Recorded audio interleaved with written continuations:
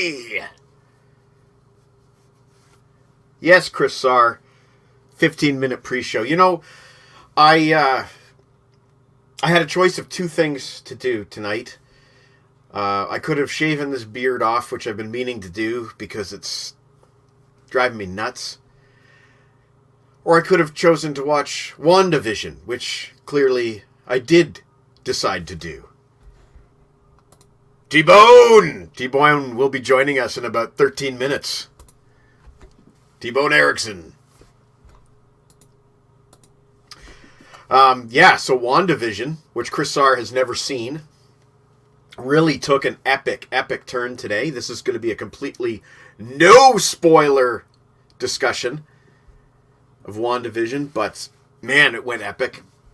And the first tentative steps into Phase 4 of the MCU have been taken. Doors have been opened. Performances were mind-blowing. Paul Bettany was fucking brilliant tonight as Vision. Elizabeth Olsen was brilliant tonight as Wanda. And these guys just, they just love each other, these two. Yes, they do. And why not? Because T-Bone Erickson has given so much to this show already. In addition to being tonight's special guest, T-Bone Erickson has given so much to this show, such as the Hotter to Hell music video, the LeBrain Train theme songs, and future jingles that you will hear in the days and weeks to come. Yes. WandaVision.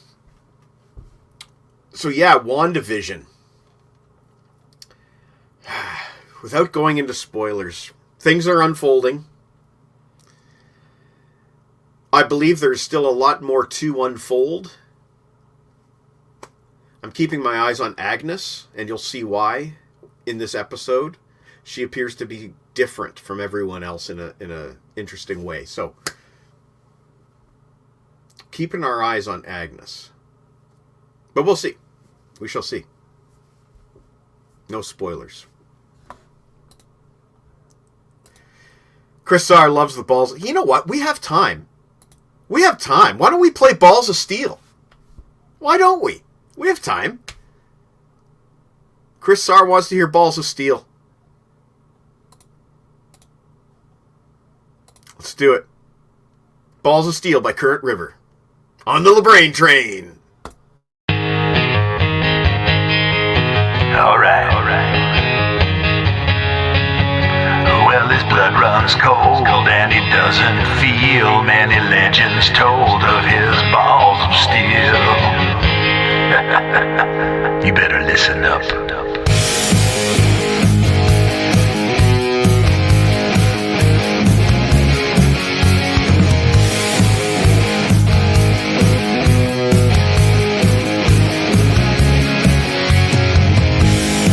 Never had a care, never worried who was there.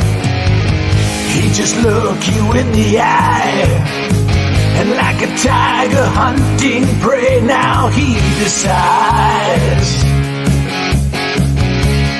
oh, if you live or if you die.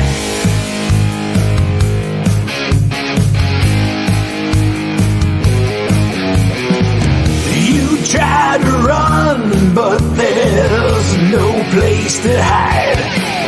Well, his blood runs cold, and it doesn't feel many legends told of his balls of steel. Bigger than a freaking Ferris wheel. Now you've been warned, he's got balls of steel.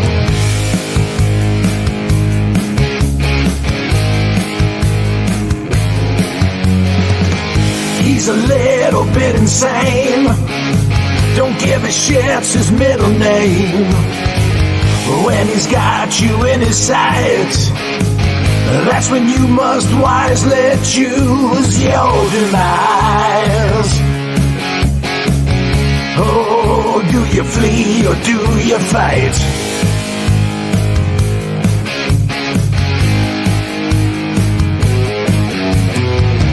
But you won't have much time before he strikes.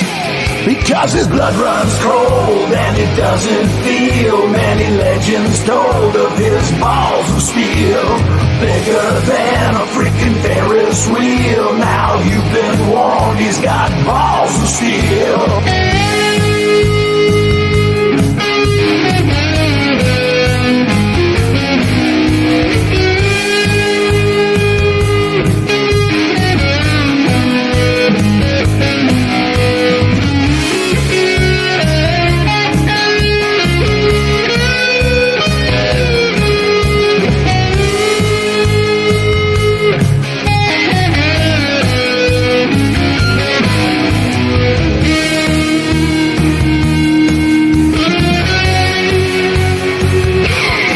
Because his blood runs cold and it doesn't feel. Many legends told of his balls of steel, bigger than a freaking Ferris wheel. Now you've been warned, he's got balls of steel. He's coming to collect, so you better kneel. Show your respect for his balls of steel.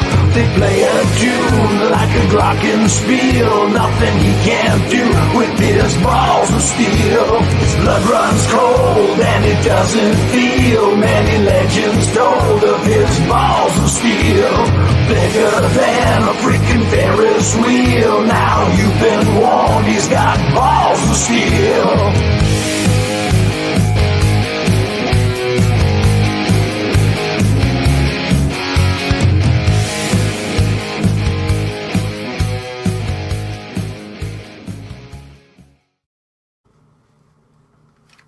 Balls of Steel by Kurt River, featuring T-Bone Erickson.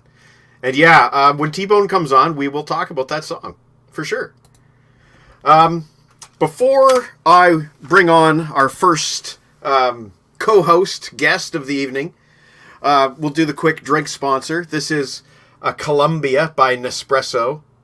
You have seen this mug many times. But what's really cool, what's really special, what John T. Snow has never seen before, is this Pop Shop Pop Lime Ricky flavor. Canadians know. Canadians know. And yes, that's just on my windowsill. I have to make sure it doesn't freeze. Good evening, Addison Cop. That wasn't an Australian accent at all. That was Scottish. Anyway, I'm going to bring on our first guest host of the evening, Mr. Kevin from Buried on Mars. How you doing, buddy? Super fantastic. How are you doing? I'm doing okay. It's a little cold in the basement tonight. Yeah, a little bit. And I also banged my head the other day, so I got like this big cut on my forehead, and I don't want it to be distracting. So, well, the good news, that would look badass for one thing. But the good news is that now you've already done the first part, so mental health can now drive you mad. Ah, there we go. Yeah, that is some thinking. Chris Sarr loves the Balls of Steel video. Yeah, it's good. I think we need to ask T-Bone some questions about that tonight. Yeah. Now, as you know, but the audience hasn't been told yet, we are discussing this album tonight, Aerosmith's Done with Mirrors. Yes. And you had heard this album before or had not? I think Meek did the review in 2014, so I probably did not read that back in 2014, but I think at some point he mentioned that album, and I might have given it like a casual listen while I'm working in that and streamed it and thought it was okay and never really thought of it. So I never really sat and listened to it like I did this week. This is like my first like really diving into the album. Gotcha. Don't mind me. I'm just getting the link for T-Bone. All good. He didn't. Good. He needs it. He needs it emailed. I'm doing some promotion for you. Some what now? Promotion. I'm spreading the word. I'm posting it on Twitter. Oh, well, thank you. Thank you so much. I appreciate that. No problem. Okay, it has been sent, Mr. T-Bone. Okay, confirmed. Confirmed! You can hear him dinging my phone. Confirmed. Okay, so we have shared the link with T-Bone, who will be joining us very soon. We have promoted the video via Buried on Mars. Oh yeah. So get ready for an avalanche of. We have Rosana in Brazil. And we have an unboxing that we're going to do as well. Nice. Yeah. I don't... See, here's the thing. This is kind of interesting. I don't always do this, but sometimes I impulse buy. Mm-hmm. And when I say I don't always do this, if you were my counselor and I was being totally honest, I have to say 60% of the time I impulse buy. But that's neither here nor there. Right. I impulse bought. I always do at least 4 CDs from Encore Records. And I did it very quickly. And I purposely completely didn't look at the receipt, didn't look at the email. I purposely completely forgot what I ordered on purpose. Oh, yeah. So this will be fun for me, too. I actually went to the mailbox today, and there was about 5 items, maybe 6 items, and I knew what 2 of them were. I'm like, I love what that. are the rest? It's fun. It's like you can make your own Christmas. I mean, we're living in a pandemic. We have to do crap like this to make things fun. Yeah. Oh, we have T-Bone with us. Nice. Hey, buddy. Hello, boys. How are you doing? Hey, it's that guy Good. from the Balls of Steel video. The same get-up. This is live from the Balls of Steel studio right here. Nice. Well, speaking of which, T-Bone, I'm going to get ready to roll the old theme song. Nice. The LeBrain Train theme song. But you know what? I should, disclaimer at this point, I stupidly forgot to download the brand new version that T-Bone made with Mike Fraser in it. Uh-oh. So, unfortunately, this is... Oh, Mike, I'm so sorry. I really screwed the pooch on this one. I was getting everything ready, and I really screwed the pooch on this one. So instead of the brand new LeBrain Train intro featuring Mike Fraser, we have it's not that a bad thing, but we have the previous video, It's all right. which is fine. You ready? Sure. Yeah. All right, let's roll the song. All aboard!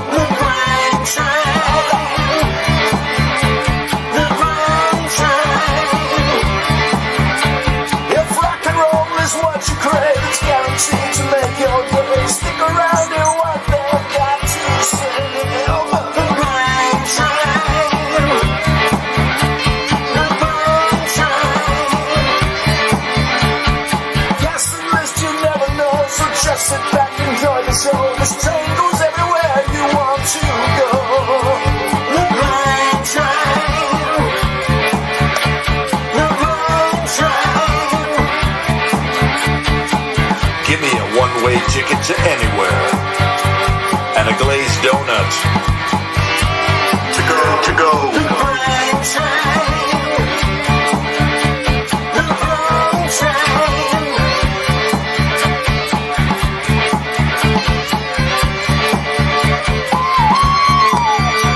All aboard.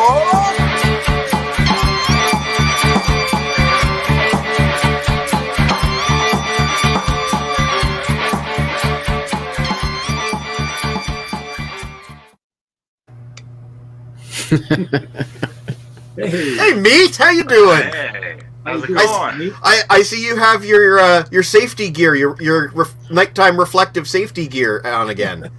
Yes, I do. Yes, I do. And Hi, both- Kevin. Hi, Mike. And the Hello. T-Bone, right there. Yep, first time for T-Bone being with these 2 cats. Nice to meet You you, know, you boys, li- Kevin and Meat. Very nice to meet you guys. You're a lot better looking when you're not a paper plate. Hey, just a second. Just in case. There- It's there. It's there. He's still sitting here from the last show.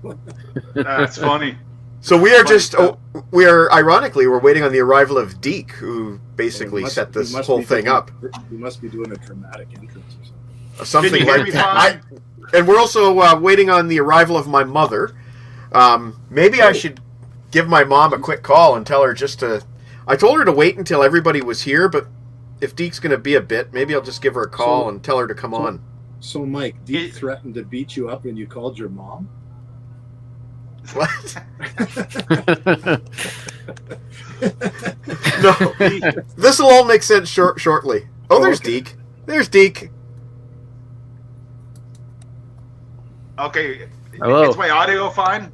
Your audio's good. You sound good. Okay. T-Bone actually sounds a little. We're good low to go. me. I don't know if that's I sound a little loud? Okay, low. bye. You sound low. Low. Okay, Yeah. so- I don't know if How that's low just can me. you go? So the reason I asked my mother to come on tonight is because, first of all, she's a big fan of all you guys. Hello. But also, I just want to talk real quick before we get started on tonight's show. Christopher Plummer, the late great Christopher Plummer, one of my favorite actors. Being kind of a newcomer to the world of Christopher Plummer, the first movie I actually enjoyed him in was Star Trek VI: The Undiscovered Country. Yep. Where he had some of the best lines. He loved quoting Shakespeare. You know, that role had to be written for an actor like Christopher Plummer. But he had the classic line, "You have not read Shakespeare until you've read him in the original Klingon," which is hilarious. But my mother has seen Christopher Plummer live 5 times. Oh, wow. 5 times.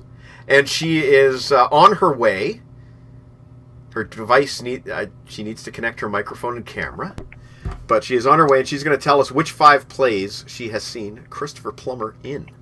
Wow.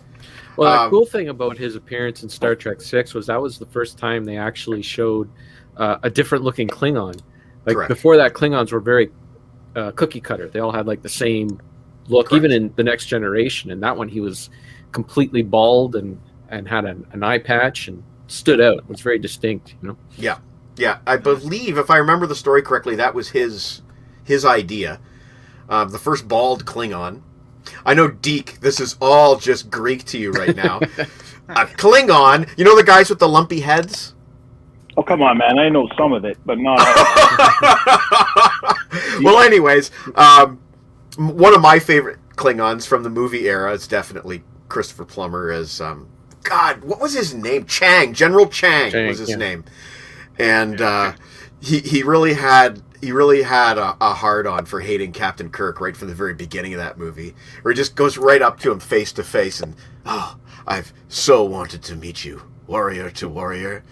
I don't know if he hated him. He respected him. He wanted Respected him too, but fight.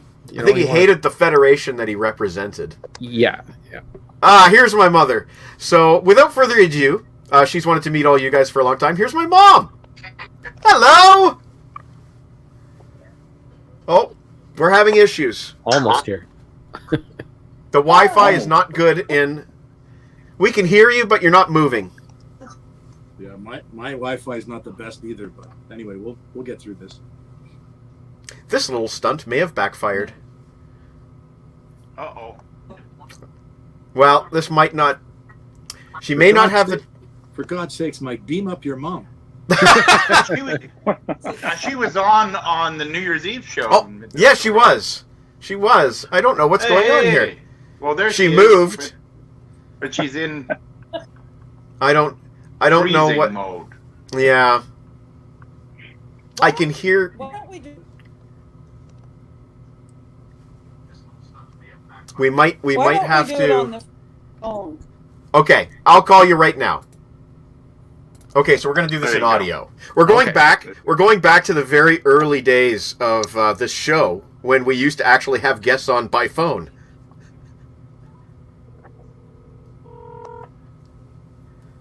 I feel a Jerky Boys episode coming. I don't know what happened. Hey, Mom. Yeah, Can you guys hear her? yeah, I can. Do you have a TV on or something? Okay, just a minute. He's got the show playing back. I would like to just put that comment on the screen. No, don't. He looks You can put badass tonight. Yeah. See, Badass, see, man. Deke's in my corner. That's right. Fuck. I am of the school of Uncle Meat. This is a disaster. This is an absolute disaster. This is not working at all. No, you got to turn off your device. Well, I'm trying. Okay, you know what? We might have to. You might have to email them to me, and I'll read them. Yeah, Or text I'll do them. that. Yeah. Okay. Talk to you. Thanks for trying. Yeah, Okay. Bye-bye. Well, All I will right, say about Christopher Plummer quick. The really good one that I liked was fairly recent. The All the Money in the World movie, the one where they had to reshoot because they fired Kevin Spacey. Right. Oh, right. Yes. Not that long ago. I think he played John Paul Getty in it. It was an incredible, and you couldn't tell that they had to redo everything. It was a great movie and a great performance. Here's Good. one for you. 12 Monkeys. Mm-hmm. Oh yeah. What was the movie he did with Denzel Washington about the Nazi with Will? Well, what's his face? Not Will. Oh crap! With no, I'm bad with movies, man. Well, as long as you got Denzel and Christopher Plummer, then that means I can Google it.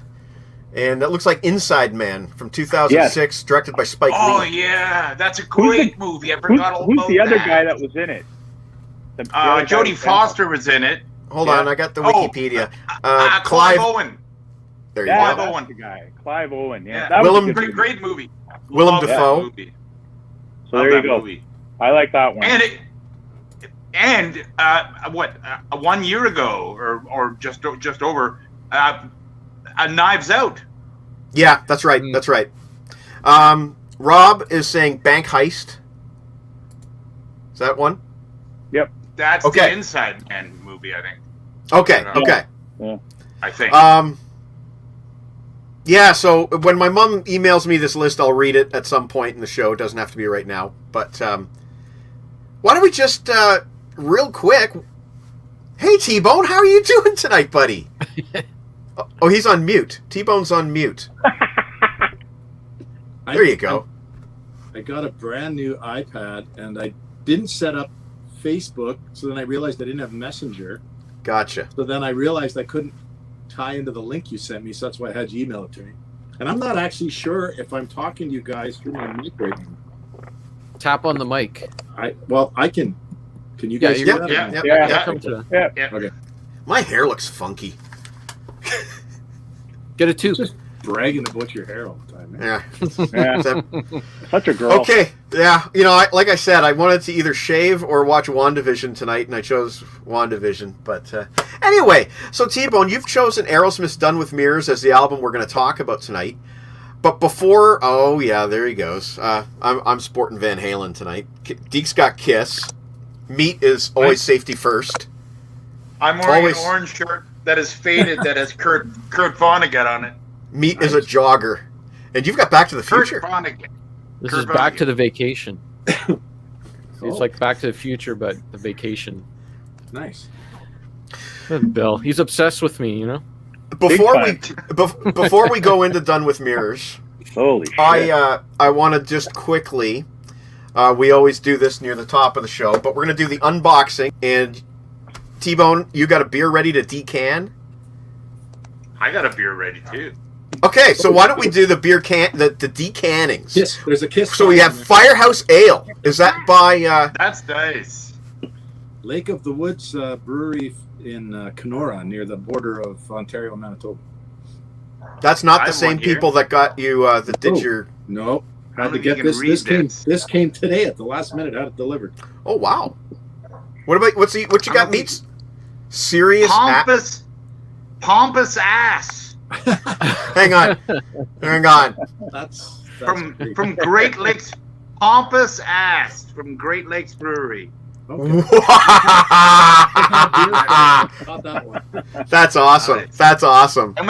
And when I've done this one, I have a Bob Cajun beer. Oh, nice. I've had a Bob Cajun beer before, an IPA from It's really good. Yeah. I like I've how never tried T-Bone it. says. Good. I like how T-Bone says he had a. Yeah, they don't come in ones, unfortunately. They come in 6s and 12s. There we go. Of course. Pop shop. Well, like I said, it is Aerosmith we're talking about, so I made sure I had a couple beers You gotta get into the to right prepare. mindset. Yeah. Yeah, At least absolutely. we're too grown up for the heroin, but we can have a couple beers. Yeah, of course. Yeah. I think the heroin might be a problem. This is just carbonated water here. I'm not going crazy. I was telling Kevin earlier that I impulse bought from Encore Records, and then purposely forgot everything that I ordered because I wanted it to be kind of a surprise tonight. Like, I didn't look at the invoice. I didn't think about it very much when I was ordering them. I just kind of put them in my cart, did the PayPal, and went. So this is all new to me too. Oh shoot, wrong side up. It was too small. Oh, you guys are gonna love this. You guys are gonna love this. The Scorpions, the Tokyo tapes by the Scorpions. Awesome album. With Uli Love it. John Roth on the guitar. That's a wicked That was cover in- too. That is a wicked album cover. That's one of the best live albums. I believe I had it in my live album list. I think you did, and this is my very first time owning it. Okay, so that's a good one. I'm not looking at these. I'm gonna. Oh! Must have been thinking about you, Meat. Brant Bjork. What is it? Brant Oh, Bjork. Brant Bjork. It's it's the reissue of Halamanta. Nice. Now, I'm not sure, like, you might have to tell me what's different. Is it just the cover? That's a different cover, man. If that's Halamento, that's a different cover. I guarantee It has the bonus track from the vinyl version. I don't know if there's anything else that's different about it, but this is like the third cover that I have of this album. Because there was the original CD cover, and then the vinyl cover had that black skull, and now this is a third cover for my third copy. Wow. Oh, you'll be Strange. proud of me. Here's another one. Oh, another Brant Bjork. Jacuzzi. He's got so many. Like, I could have ordered four Brant Bjorks easily. So I just kind of went by vibe, you know? Like, that looks like an album. This looks like an album I want to own in my collection. Like, They're right? all good. They're always good. finally, we have, of course, the new Accept. Oh. Too Mean to Die. Yeah. Wow. Now, I kind of blew it. I didn't buy the single, which had a exclusive B-side on it, so I'm going to have to pay the late tax if I want the single. But we'll listen to the album first. Well, I think that's like, what, their 15th album or 17th album or something? It would be something like, I think, the 5th studio album with Mark Ternillo, which, that's mind-blowing that they've done 5 albums with that guy. Big time. Mind-blowing. Mind-blowing. I only heard 2 albums, the Decad, so I didn't know they had nowhere near that. T-Bone for the win. Oh, crap. The only 2 you really need to hear. Oh! Beak's got his balls to the wall. Yeah. Oh, I forgot. I just wanted to say one other thing. I meant to do this after the theme song, but I got caught up in technical issues. I'm dedicating tonight's episode to Jamie Morrison. Jamie is a friend of ours. Actually, the very last wedding that we went to before COVID was Jamie Morrison's wedding. And Jamie is in the hospital right now. He is sick, not with COVID, but he needs all the strength that he can get right now. So, Jamie, this episode is for you. I know you're not watching, but I'd like to think that maybe my brainwaves are somehow reaching yours through the 5G, because that's how that works. Jamie, fight this thing, man, and I'm praying for you, buddy. So, okay, Cool. That's what I wanted to say. T-Bone, why did you pick Done with Mirrors as the album that you wanted to focus on tonight? Hang on. I got an unboxing. Oh, you do? Oh, hey. This is a first. This has never happened before. It's more of an unenveloping. Is it a paper plate? Oh, probably. I know. What I don't know, man. I know what it is. It's a He China knows what it plate. is. I No, have we a don't do habit of buying- China here, pal. It looks like you're being served a notice or something. No. live on YouTube. Deke's being served. Oh, it's a toque. Oh, shit! Wow. Oh, shit! That's cool.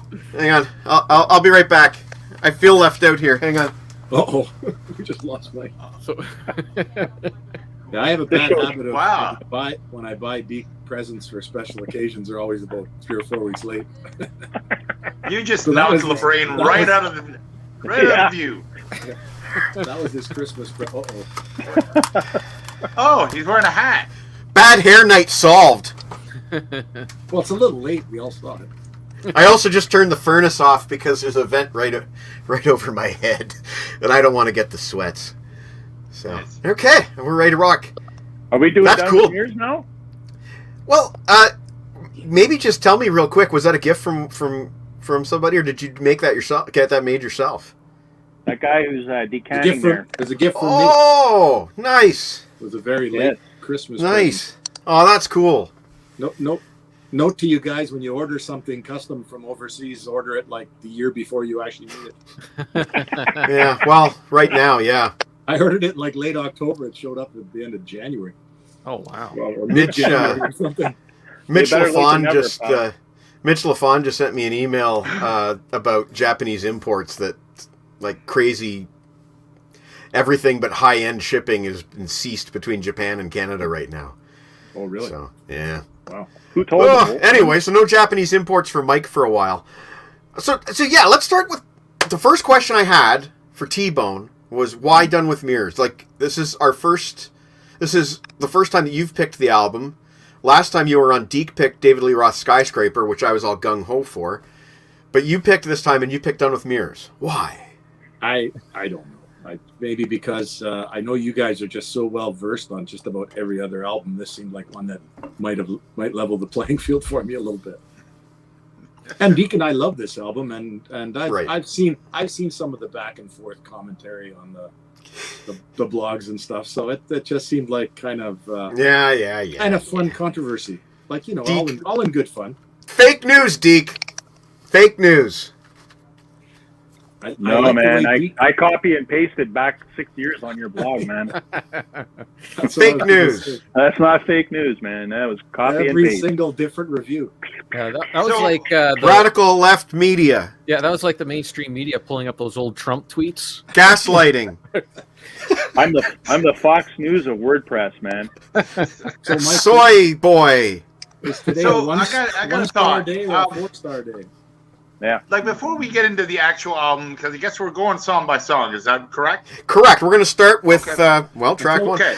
But But Mike- I'm just Until wait. Mike I'm barks. just thinking. We each give like a synopsis of our thoughts on Aerosmith in general before we like get Sure. right into this specific if you album? want- like, if you want to, I think everybody that's watching knows how I feel about Aerosmith, so I don't need to say anything. But yeah, go ahead. okay. Well, for me, I'll try to be quick. Basically, I'm not a big fan. I'm. You've seen him live.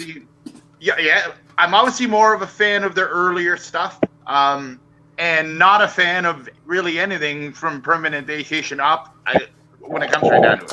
But I have seen them live once, and it's weird because I saw them open for Metallica because I've only seen Metallica twice, and both times they've opened for a band. It's weird. That is weird. So I saw them at Exhibition Stadium. It would have been 90, 91. And let's just say this. I was so not into it that me and my girlfriend at the time, I made her go to the very back of Exhibition Stadium to stay away from everybody. And then the third song, Sebastian Bach came out and sang Mama Ken. Right. And then about a song later, I could see like one microphone on the stage and these lush background vocals, and I just said, "Fuck this, I'm out." And I basically heard the rest of the show outside of the stadium.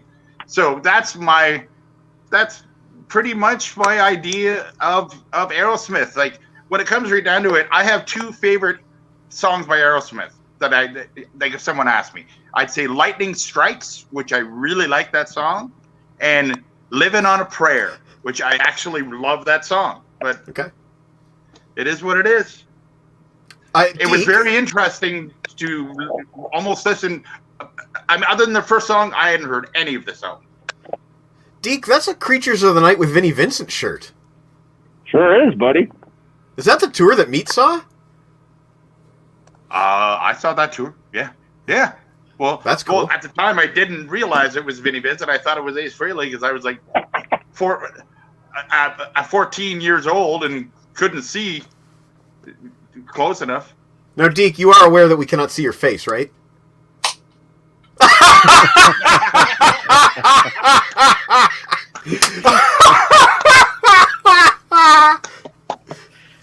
Wow. Figures is something. There had to be something. There had to be something. Wow. The reason I'm wearing a mask and sunglasses is you will not be able to read my expression when I have to listen to the comments that might be directed towards Done with Mirrors. There will be none of that silliness. T-Bone, on the other hand, he'll be freezing in and out, so that's not a problem. Yeah, Wow. that's true. Oh my god! Hey, I'm gonna decant this beer while we're doing this here. It depends on the song, Deke, because on some of them you're going to be hearing some not very good comments. Oh, that looks beautiful. Look at that. Look at Yeah. that. Hey. Golden brown. Oh. Very nice. Oh. Very Holy nice. moly. Like, I don't even drink beer. That Brown- still looks delicious. Oh, and speaking of beer, Uncle Meat sort of I don't know if he challenged me or if he's just, I don't know, whatever. But come this summer when I'm back at the cottage and my parents always have beer in the fridge, I am going to drink a beer during a live show. Uncle Meat doesn't believe me because I don't think he's ever seen me consume a beer. But Max the Axe has consumed beer with me. I haven't. No, you have not. Sauce is best. You've been in a field with no one around, and you're still not drinking beer. So why would you be drinking beer at other times? Anyway, I'm going to do it. So, anyway, Okay. that's all I got to say about that. Done with mirrors. Let's do the thing where we go in rounds, okay? Can I? Where'd I put, Can I there just, it is. Can I just throw one thing out there? Are you saving the other video then for the end? Well, I think we should. That's fine. I'm just asking. Just because I've already rolled so much stuff, you know, That's we haven't true. got to. Yeah, Let's get down to we're it. what he's referring to is the brand new Current River video. Yes, there's already another one. It's from a long time ago. Actually. True. You're going to tell us all about it when we do it. Sure. Sorry. Done with mirrors. Real quick. When I was a young fella, I was really image conscious when it came to rock bands, and I guess when you're 13, that kind of stuff does matter because you're trying to be cool, so you want music that looks and sounds cool. And with much music in the living room, I was always seeing tons of bands, and some of them I thought looked really, really, really terrible. Remember Tank, but some of them looked really, really cool. And although I didn't care for the singer so much, the lead guitar player was playing this transparent plexiglass guitar. So I'm sitting there in my basement with my Pepsi Power Hour and my remote control in my hand, and I hit record on this video called Let the Music Do the Talking. All because of the plexiglass guitar. More so I could play the tape back to my friend Bob and say, wait till you see this frickin' guitar that I taped off Much Music. But the video was cool. It had those kids bootlegging Aerosmith live in concert, right? With the camera in the top hat. Yep. And, it's almost foreshadowing Slash right there. And it was cool, and as I got into it, the things I didn't like about it started to appeal to me. Like, some of the things I didn't like about it were the scatting. I didn't like that because I was a kid. And I didn't know what the hell that was. And push comes to shove, it grew on me, and today my favorite Aerosmith song is tied between Let the Music Do the Talking and Chip Away the Stone. Ooh, I love Chip Away the Stone. Yes, so you know where I'm coming from. But ironically, your two favorite songs are off two albums you don't like, Live Bootleg and Done with Mirrors. No, I love Live Bootleg. Oh, do you? No, I'm with Deke. I'm with Deke on Live Bootleg. The last thing I want to say about Let the Music Do the Talking, aside from loving it, is I realized I didn't have the Joe Perry Project album with that song. So I went on YouTube and I played it, which might have been the first time I ever heard the Joe Perry Project version. And nice. Deke's got it right there. And it's very different. It's very different. Like Steven Tyler rewrote the lyrics, basically. Ralph Mormon, Deke, is that the singer on that one? Yeah, his lyrics, his melody and the verse is totally different. And the chorus is very similar, but the rest of it is very different. Yeah, it was the riff and the chorus. Yeah. I do want to keep talking about this song. I'm sorry. I really enjoy the way the interplay between Brad and Joe in the guitars. There's some really slippery, slidey stuff going on, and my brain can barely separate everything out when I'm listening to all that. And I think you can hear like three distinct guitars at times. I don't know how many are Joe and how many are Brad, but they're both really, really eloquent with that slippery, slidey riff.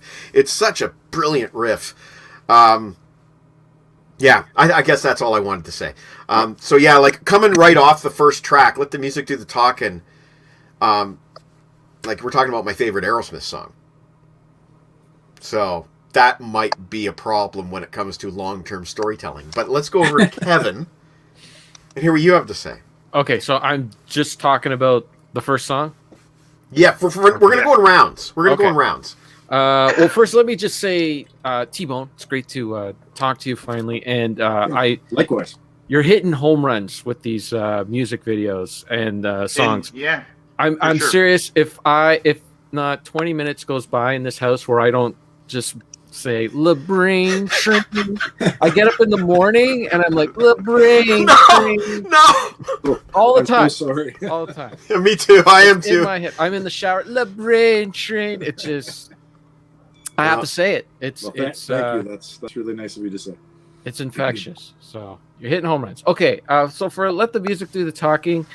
So I just when I listened to the album, I made notes for all the songs.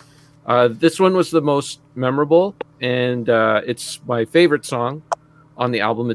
I think it's the best song. Some really good slide work in there. I love how the riff from Draw the Line was kind of buried in there. Did anyone else catch that? Like, it's kind of sort of. Yeah, it's like I get what you're saying. Yeah, I hear it. I hear it. He does that sometimes. Like there's that one song on what's the album with the cow on the cover?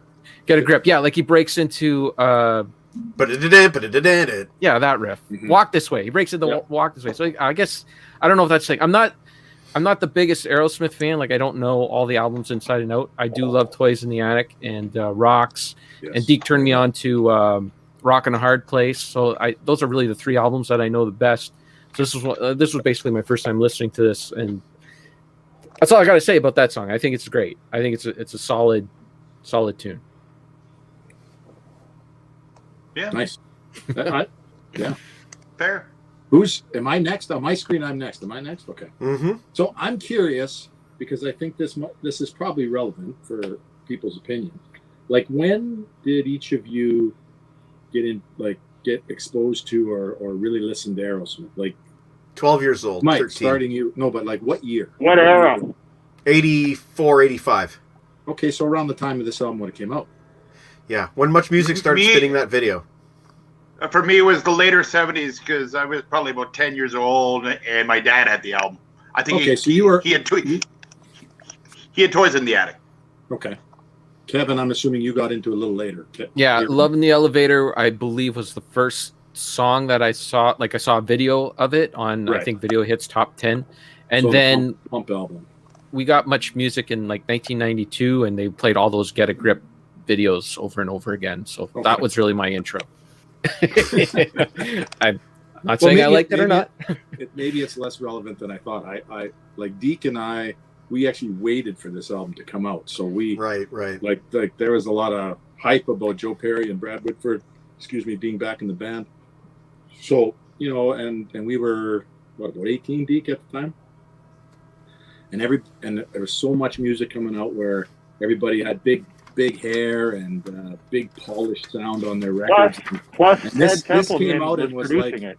this came out and was like kind of the opposite. It was just dirty and grungy and Raunchy. pulled out of the gutter, and I think we just latched onto it like, this is cool. These guys are cool. Like, they're scary and they're nasty, and you know, you didn't really see much of them. They just sounded like they kicked the crap out of you in a fight, and so it was like, it's cool. So I mean, just throwing that out there, as I think each of us probably has a slightly different jumping off point when it comes to this album, or even the band for that matter. So anyway, yeah, let the music do the talking. I don't have a whole lot to add. I love when Joe Perry plays slide. He doesn't play it enough, in my opinion.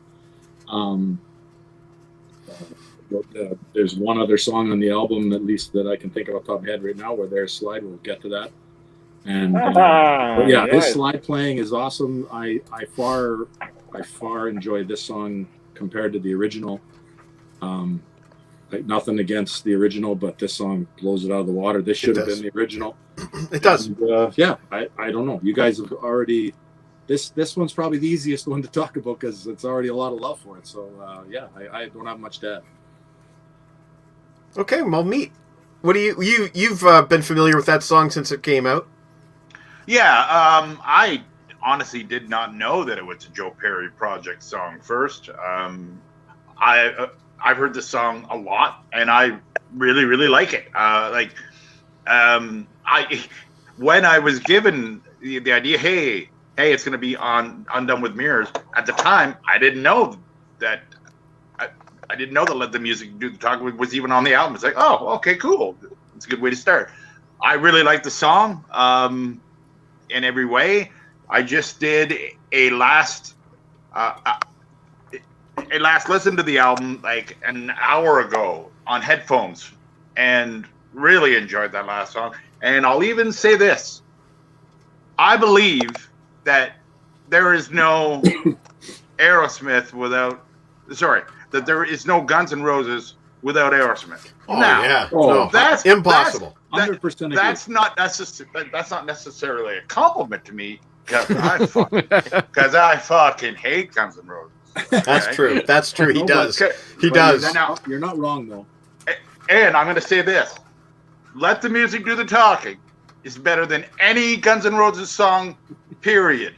I'm in the end. Deke, you're up. That was a great ending. Meat should have had a mic to drop right there. I think he's just done for the night right there. That's all he has to say. That's all we got to say about that song. Dr. Wow. Rock. The mask came off. So, two quick stories, true stories. When I met Balls of steel. when I met the boss, one of the first things the boss, we were talking concerts, and she said, "I never seen Aerosmith." Me and T-Bone took her to see Aerosmith on the 9 Lives tour. There we go. When she was 7.5 months pregnant with our first daughter, Kylie. So, nice segue. So anyways, so Mikey, can you zoom into this? Yep. Wow. Wow. Who is that? Brad Whitford? That's a B. And That's Joe Brad Perry. Whitford, Joey Kramer, and Joe Perry's on there. Nice. Wow, that's cool. You can zoom back out now. But the best was when we met Joe Perry. That was when they were doing the co-headline tour with Kiss, and their opening song that night was "Let the Music Do the Talking." Nice. So there was about 6 of us. One guy was getting his vinyl signed and da da da da. So when it came to our turn, I said to Joe, I said, "Thank you for bringing, like, what do you say to Joe Perry that he already hasn't heard, right?" Yeah. It said, "You're the best guitar player, blah, blah, best band, blah." They've heard it all. So I thought, man, I said, "Joe, thank you for bringing back Let the Music Do the Talking." And he says, "You really like that one, eh?" And I said, "I love that album it's from." He said nothing after that. And to me, that was the greatest response he could have given to me, because that just shot my love for Down With Mirrors just through the roof after that. And he wasn't being rude about it. He was just basically, I don't know if he didn't hear me, but I just thought that was just perfect. That's Like all you I think, have. like you think, like he's just humble about it? Is that what you mean? No, you know how they just, I mean, T-Bone knows this. I mean, and you guys know this, so if you've read about them through the years, they've never taken a liking to that album. Even Joe. I mean, even none of them. I mean, the songs that were played off that album were played just on that tour, and occasionally let the music do the talking. And that it was was only it. it was the only single. It's weird. It was It's the only first single. Yeah. And the thing that got me and T-Bone real psyched about it, not only was Aerosmith coming back with Down With Mirrors, but they had Ted Templeman in tow with them, Right. running the dials. Right. So we thought, you know, coming off the huge '84 album, wow, you know, and yep, there he is. Not good focus, but you can kind of see produced by No. Ted. So yeah, the Van Halen guy. Yeah. Deke, I'm curious.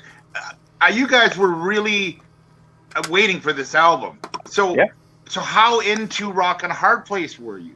Like, Big time rock and a hard we place. were. Yeah. Because Yeah. my first Aerosmith album I got from my dad's friend in the summer of '81, and that was Draw the Line. And right after that, I went and bought Live Bootleg, right? Then we started high school, and then next thing you know, in Circus Magazine, there was a little corner ad for the new Aerosmith album. That's how much their stock had dropped. Rock and Hard Place, I went and bought it, and I'm like, who are these two guys on the back, man? What happened to Perry and Whitford? And then I played it for T-Bone, and we went, this album cooks. So, you know, a few years later, Down With Mirrors, original guys are back. We're pumped. Yeah. We're 18. We're in grade 12 in high school. That album just hit us at that point of, like T-Bone said, it was so anti everything at the time. It was not overproduced. It was raw. It's what we were looking Produced. for. Yeah. Yeah. It's like, you know, it's like T-Bone was running the The dials. Hotter on Than that Hell record, video was man. produced more than that freaking song.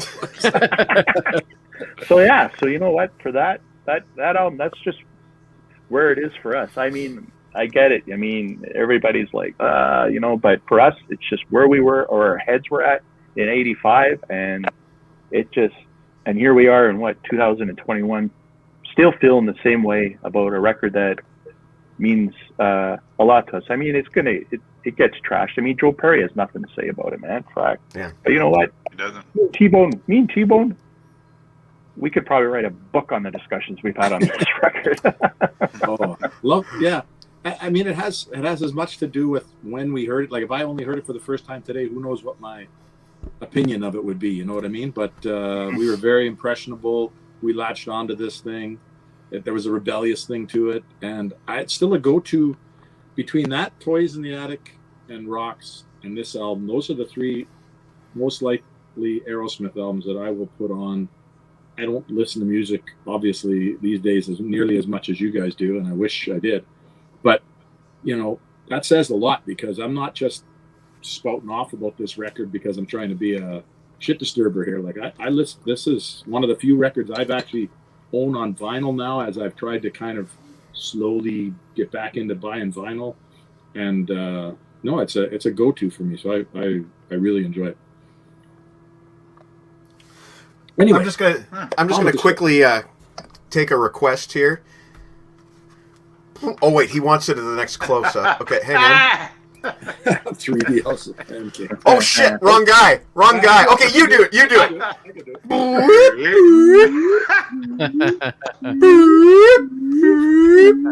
it. Would you like some Done With Mirrors? That's awesome. Just last night I was watching the Towering Inferno one with Johnny Nucleo and Great. With the match? I love that episode. yeah, with the Very match enough. and fucking Woody Tobias Jr. is just walking behind Dr. Tongue just why? But why? but why? I don't know. I don't know what Deke is. I don't know what Deke is doing now, but he was worried about the. Okay, so what he was worried about is the negative talk about this album, and we're on the track. So now we're gonna Why are we looking at Deke's crotch? I don't know, but I feel like I should go solo stream. No, I'm not going to do it. He's trying to show us Deke's his not balls of worried. steel. Deke's not worried. Okay, Deke's not worried. I'm not worried, man. For the longest time, I'd never heard this album. Which, by the way, look at that cool mirror image. Like that's kind of a neat gimmick that they did that. Mm-hmm. And yet you don't have any problems reading it.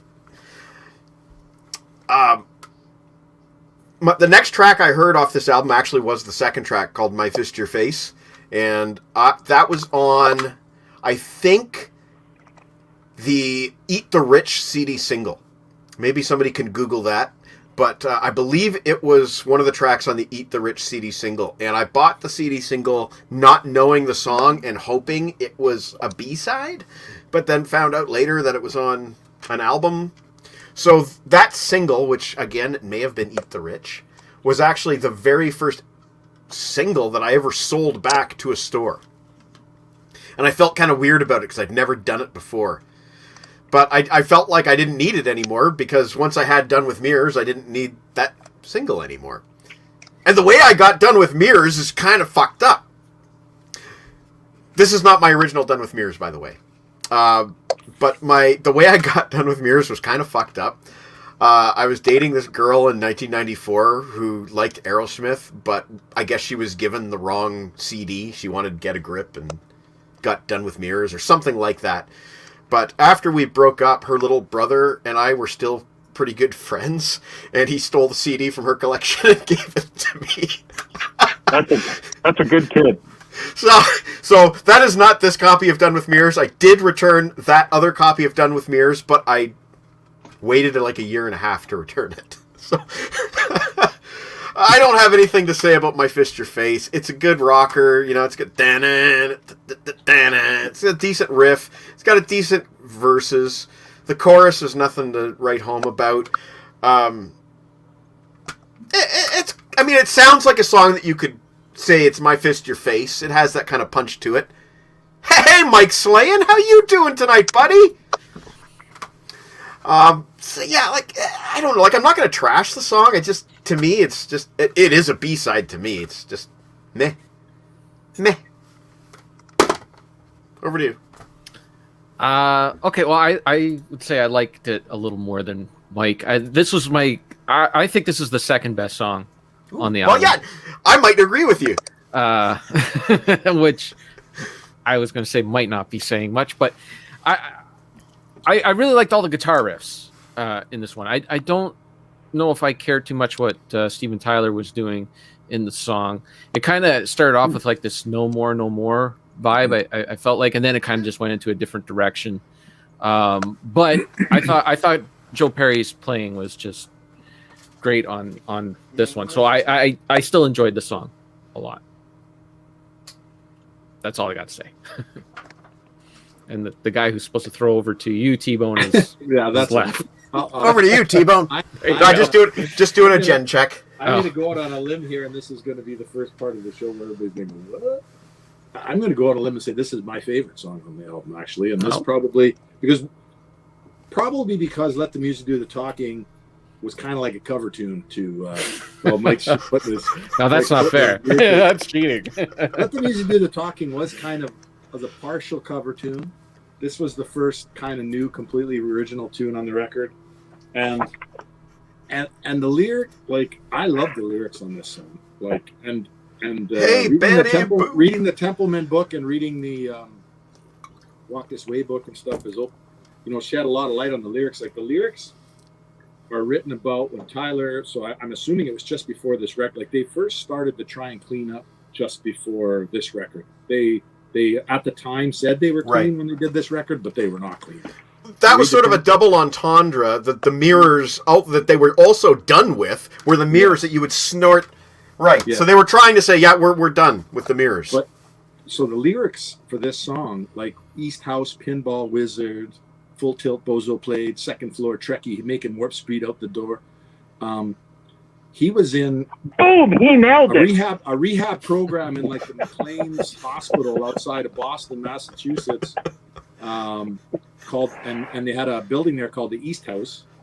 And so everything in this song, I know the 13-year-old hookers, if you think of that line in the wrong context, that sounds really bad. But they got a major adolescent youth program there where they're trying to straighten out kids and stuff. Like everything in that song is him witnessing stuff while he's in rehab in that building. Even Giulio, what's his name? Africaluce, that kind of made up name, is a character, is a made up name from what I understand, but references a real guy that was in there, and they said he's the only one that stayed because he was the only guy that actually liked it in there. He was the only guy, Steven Tyler said, that wasn't trying to run out the door like the second floor Trekkie making warp speed. Like everybody else was trying to bust out of this place, and this one got. And so when I don't know, I'm endeared to the lyrics because I think there's a real thing going on there. And again, my opinion only, but yeah, I'll leave it at that. But I really, really like this song, so that's where I stand on it. Okay. Favorite song? That's a cool story. That's a good story, though. Brilliant. It does, honestly, T-Bone. Darth Deke is trying to talk, but we can't quite hear him through his mask. That was brilliant. Oh, thanks, buddy. T-Bone, I will say this. You have given me a new appreciation for the lyrics, and next time I listen to it, I'll be listening to it with new ears. And that kind of lyricism reminds me of Alice Cooper from The Inside. So, I'm going to, good stuff, Steven Tyler. Apparently, if anybody else wants to join in on this, it's Roast Geek Night. Hey, you know what? If there's any roasting going on, I think he brought it on himself by once again looking like the Unabomber. But Uncle Meat's got his safety vest on, and we need to ask him what he thinks about My Fist Your Face. Okay, well, I will say this. While preparing for this exercise, I did write all the songs down, and I put a rating beside each one in red, which are yes, meh, and barf. Yes! So, I would say this. I called this song meh. Yeah. Okay? Better than barf. The first few times I listened to this, it was full barf. Okay? But it's grown on me, and I'm getting a bit more doo-doo. Now, this is probably going to lead up to T-Bone schooling me right before I go.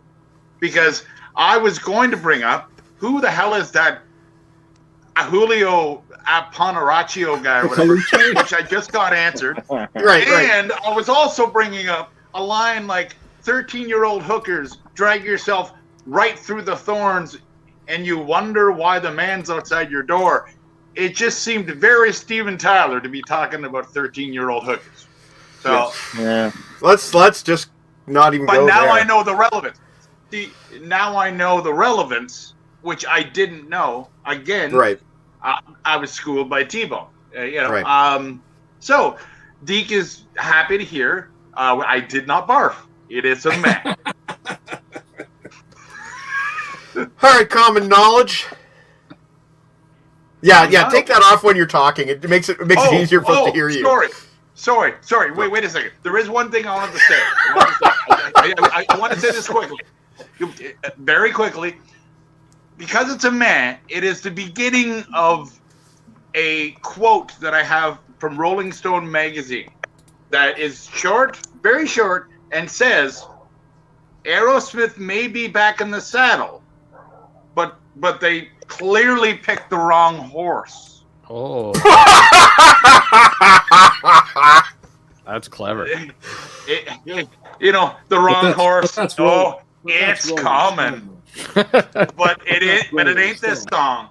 It ain't, okay. Yeah, but still. Okay. It ain't this song. So, Deke, you're up with My Fist Your Face, buddy. That guy in the corner, I agree with everything he said. I love that you're pointing at me. I know. I know it's the left-right confusion that you have when you do these live streams is working in my favor tonight. Well, whatever. By the guy named T-Bone, I agree with what he said. I mean, yeah, it's a great track. So Mikey, zoom in on this for a second, pal, if you don't mind. You got it. Oh, what is that? What is that? Oh, is that live bootleg that you got from the radio broadcast thing? Yeah. Yeah, So that's a beauty. Look at that! Look at all those songs that they never played again. She's on Fire, The Hop. What else? My Fist, Your Face, and Sheila. None of those songs ever got played again. That's awesome. All right. The real clincher for me on that record is a song that's not from Done with Mirrors. The fact that they played No Surprise from Night in the Ruts. Or do they not play that one very often? Nope. Cool. No, That's a great song. Which That is is a great No Surprise. I don't think they've played that since 1985, actually. Well, that's yeah. our loss. But anyways, like T-Bone said with Tyler and the lyrics and stuff, there's always a story going on with what he's doing. So He yeah, finished the beer. He finished the beer. When you hear the creeper line, that's what everybody focuses on. So I got really nothing more to add to that song than what my pal said. So off to you, Mikey. Well, maybe I'll take this opportunity to play this video that the Meat Man gave me. It is Martin Popoff from his from an appearance on the Contrarians, and I just want to say hello to the host of the Contrarians, who was actually watching during that Martin Popoff show. But this is Martin talking a little bit about Done with Mirrors, and this is appropriate as we get further into the album. So here's Martin Popoff on an episode of the Contrarians. I just wish, Aerosmith, I've often called them one of my favorite bands of all time. And obviously that is now based on, I really like Permanent Vacation and I like Done with Mirrors. I mean, a lot of people put down Done with Mirrors, but it's for completely different reasons. It's almost because it's too raw and too unhooky and murky, right? And too the same sound throughout kind of thing. So it's amazing that people put that down for that. And that was, I don't know which episode that was from. Maybe Meat can enlighten us. It was from an episode where the Contrarian guy was saying that their worst album is just Press Play or whatever it's called. It is. But I agree with two things that Martin said there. There's a bit of a samey kind of sound from song to song in this album, which makes it a bit of a slog for me to get through. And it's a little underproduced. It sounds like a demo, maybe. Yeah, but he likes it. But it's flat. It's not that it's underproduced. Oh, Deke's mad at me. He's taking his mask off. No, if it's you know what? I agree with you, Mike, on the demo comment. If you say it's a good sounding demo, to me, it's probably the greatest sounding demo of all time. Yeah, and I'm okay with that. I know where you're coming from that comment. It's you have to understand that's Aerosmith. The last time those guys were writing songs together before the Jim Valances, the Desmond Childs all came in. Like they're a whole different band going forward after that. Totally different band. But yeah, I know what you mean by demo because if you compare it to their stuff that came after, yeah, Done with Mirrors to me does sound like a pretty damn good, cool demo. So, Mike, I gotta say, man, if you don't start being nicer to this album, it's gonna be his face. Sorry, man, his fist, your face. That's for sure. Soon. Here, Deke. You're gonna put your arm up like this.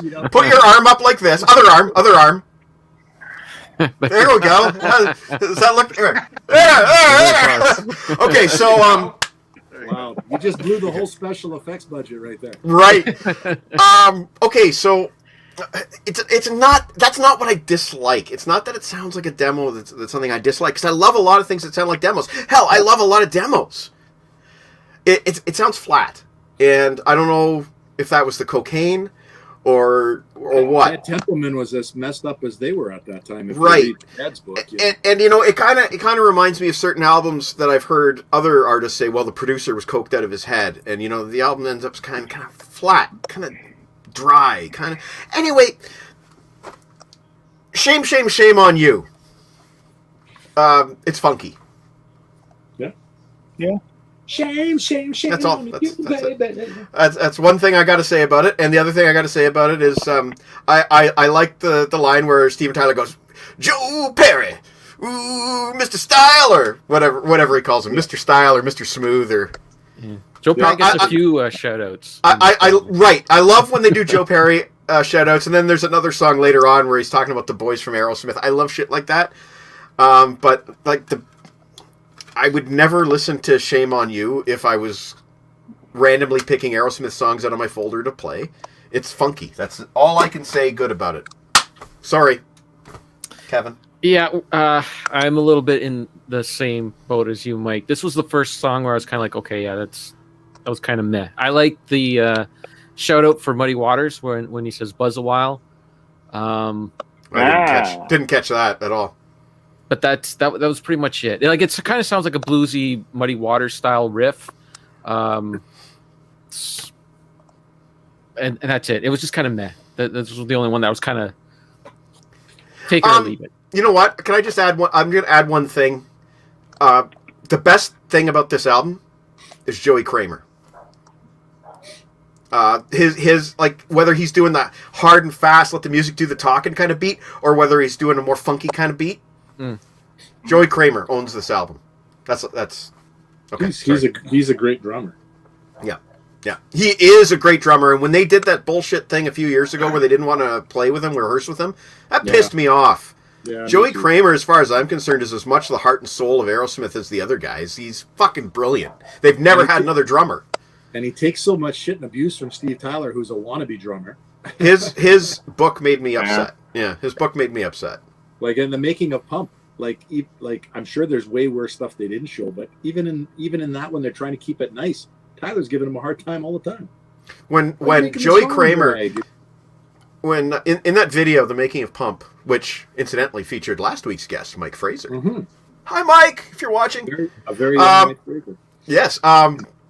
Joey Kramer says in that video, he says, Steven Tyler is the nervous twitch in my eye. Yes. Yeah. And I didn't know what that really meant until many, many, many years later when I had someone give me a nervous twitch in my eye that would not go away. And the Meat Man knows this person. But Joey Kramer in his book, Hit 'Em Hard, talks about Tyler gave him that twitch in his eye. Yeah. And I have a person in my life. All the yelling and screaming at him through the years in the studio and on stage. Yeah, he says it just gave him the twitch. And you watch the interviews with him, he does it like, that's crazy. He bore the brunt of it. But as far as I'm concerned, he's the star.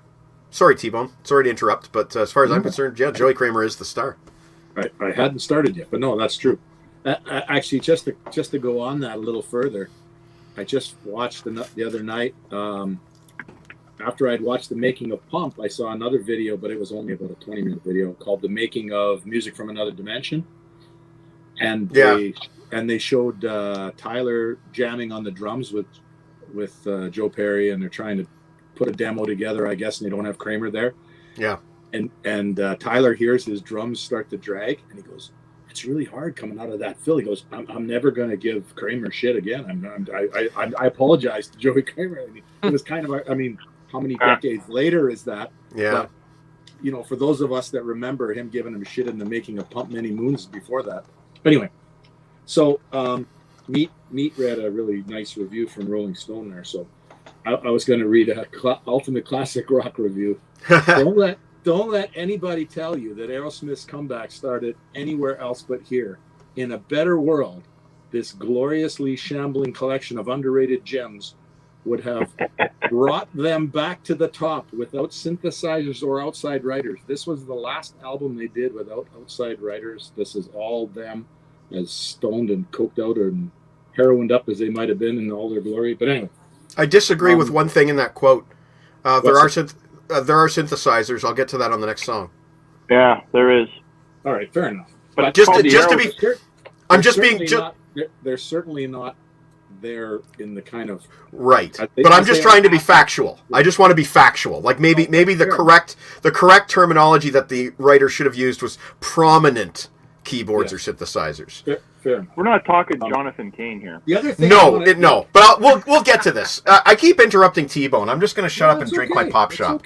It's okay. The other thing I want to say The other thing I want to say before I comment on this song is that I thought 80s Metal Man today in your blog there had a great little comment when he said, they might have still been musicians dabbling in drugs, but at least they were no longer druggies dabbling in music. So I like that comment. I thought it was well said. And I wrote it down, and I thought I should give him a shout out on the show here today because I thought that was a clever little comment and well said. And that gentleman that you just quoted is Mr. Michael D. Lefebvre, and this is his book, Rock and Roll Children. Nice. That's good. Yeah, I thought that was a great comment. So I agree that Steve Tyler, or I guess that I shouldn't say I agree. I don't think anybody said this, but I feel that Steve Tyler has like a man crush on Joe Perry. Like he loves Joe Perry. He talks about him as being so cool, and the way the cigarette dangles out of his mouth, and he says, "I want to be him, but I can't be him." So I'm not. It's not surprising to me at all when Joe Perry comes up in the lyrics because I think he has a man crush on him, but he also likes to drive him crazy. I don't know. Again, obviously, we're all going to have different, well, except for Deke, maybe, all going to have differing opinions on the song, but I like this song. I love when I actually took the Buzz a While to mean, because Joe Perry's one song on his one solo album there was Buzz, Buzz, Buzz, Buzz. So I don't know if there's a double tie in there with the Muddy Waters thing, as Kevin's saying. But I know. It's the Joe Perry lyric where he says some kind of killer bee buzz a while. Like it's probably. I mean, Joe Perry might have been his Buzz song might have been a nod to Muddy Waters also. So I think it was, and it's on his solo album. So I think maybe there's two sides to that. Anyway, agreed. Double entendre. I don't know. I like the tune. I'm not going to obviously. I'm not a good salesman. I'm not going to try to sell it to you. But A. Smith, old Hank Pank. A. Smith, of course, Aerosmith.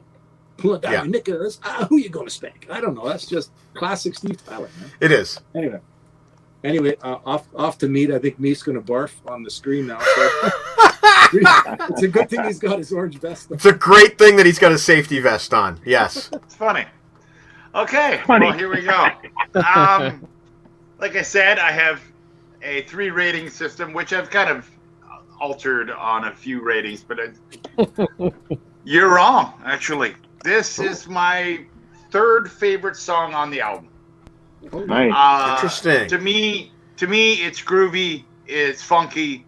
To me, it's kind of like the beginning of what would happen for them, a year later when they would team up with Run DMC and truly, I mean, that's really what revived their career, not Desmond Child, you cocksucker. I hate how that. you really feel. So that's how I feel. It's a little harsh. I said, hey, that's why I call myself Toxic Meat tonight. So basically, hey, I will say this: like normal, their lyrics have something to be said about. Like, phoned home last night, PMS, bitchin', gotta do this, gotta do that. It's just like, holy cow, like, it's weird that a lot of females like Aerosmith because they really shouldn't. But the song is great. I liked it the first time I heard it, and I've enjoyed it more every time I've heard it. So that's definitely a thumbs up for me. And then that's what I'm saying. Cool. Yeah. Cool. All right, well, let's hear what's common knowledge about this album, about this song. Well, first of all, guys, outside of T-Bone, I seriously got to thank you guys for actually spending time with the album. First of all, kudos to Kevin, Mikey, and Toxic Meat. I mean, you guys have done your homework with it. Whether it's yay or nay, it's all good. I know me and T-Bone, we just appreciate it because, it's just something that, like I said, we just grew up with that record. So that's why it always stuck to us.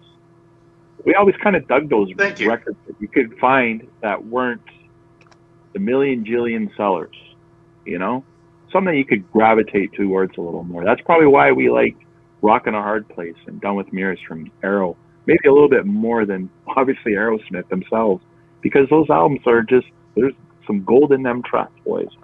So Well, I like Born Again by Black Sabbath a lot better than Ian Gillan likes it. So there you I go. get that. So Yeah. you know what I mean? Yeah. So and same thing. Like I know how big of a Hotter Than Hell fan you are, Mike, and nobody really gives that Hotter to Hell. Yeah, I love that song. Hotter Than Hell. Yeah.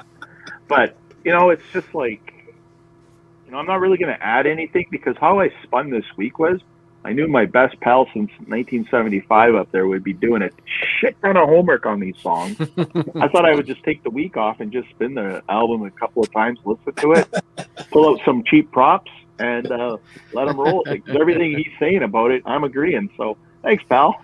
I'm riding his coattails. So that brings us to track 4, The Reason a Dog. And I'm almost afraid to know what the lyrics are about. So T-Bone, I'll wait till he comes on. This is the song. At least, like I said, there's some sameness to this album, and I have trouble remembering how the songs go, even though I've owned this album since 1994. I think The Reason a Dog is the one where you can hear the keyboards a bit. There's a part where, and you can hear the keyboards under there. Yeah. That's about the only thing I can really remember about this song. It's got a slow kind of groove. It's not a ballad. There are no ballads on this album, which is one positive thing about it that I will say. The Reason a Dog is about as close as you get to that. And I don't know. Mikey? Yeah. You just said something rather interesting. 1994 was the first time you heard the Done With Mirrors album? That's when I dated that girl and stole... Her album was stolen on my behalf. My original question, actually. So that you came at that after Get a Grip. Yeah, I would say. Well, yeah. Like when I bought the Eat the Rich single, that was probably also 94. No, but this album, after Get a Grip, is like the different band. Yeah, but I mean, I was familiar with old Aerosmith. It wasn't like I loved certain. I had already greatest hits and gems in my collection, and I was about to add the Box of Fire to my collection. So, I did have those albums. I just thought that there's a stark difference between the Columbia versus that first Geffen. A real, like I said, flatness to the sound, which I didn't get. I didn't get that flatness off Rockin' a Hard Place. I think that album has way more texture. Well, it does. That's inarguable that Rockin' a Hard Place has way more going on in terms of sound, peaks and valleys. Totally. But, maybe quality-wise they're about equal, but I don't know. Anyway, that's all I got to say about The Reason a Dog. I do want to hear what T-Bone has to say about the lyrics when we get there. But over to you, Kevin. You might be disappointed.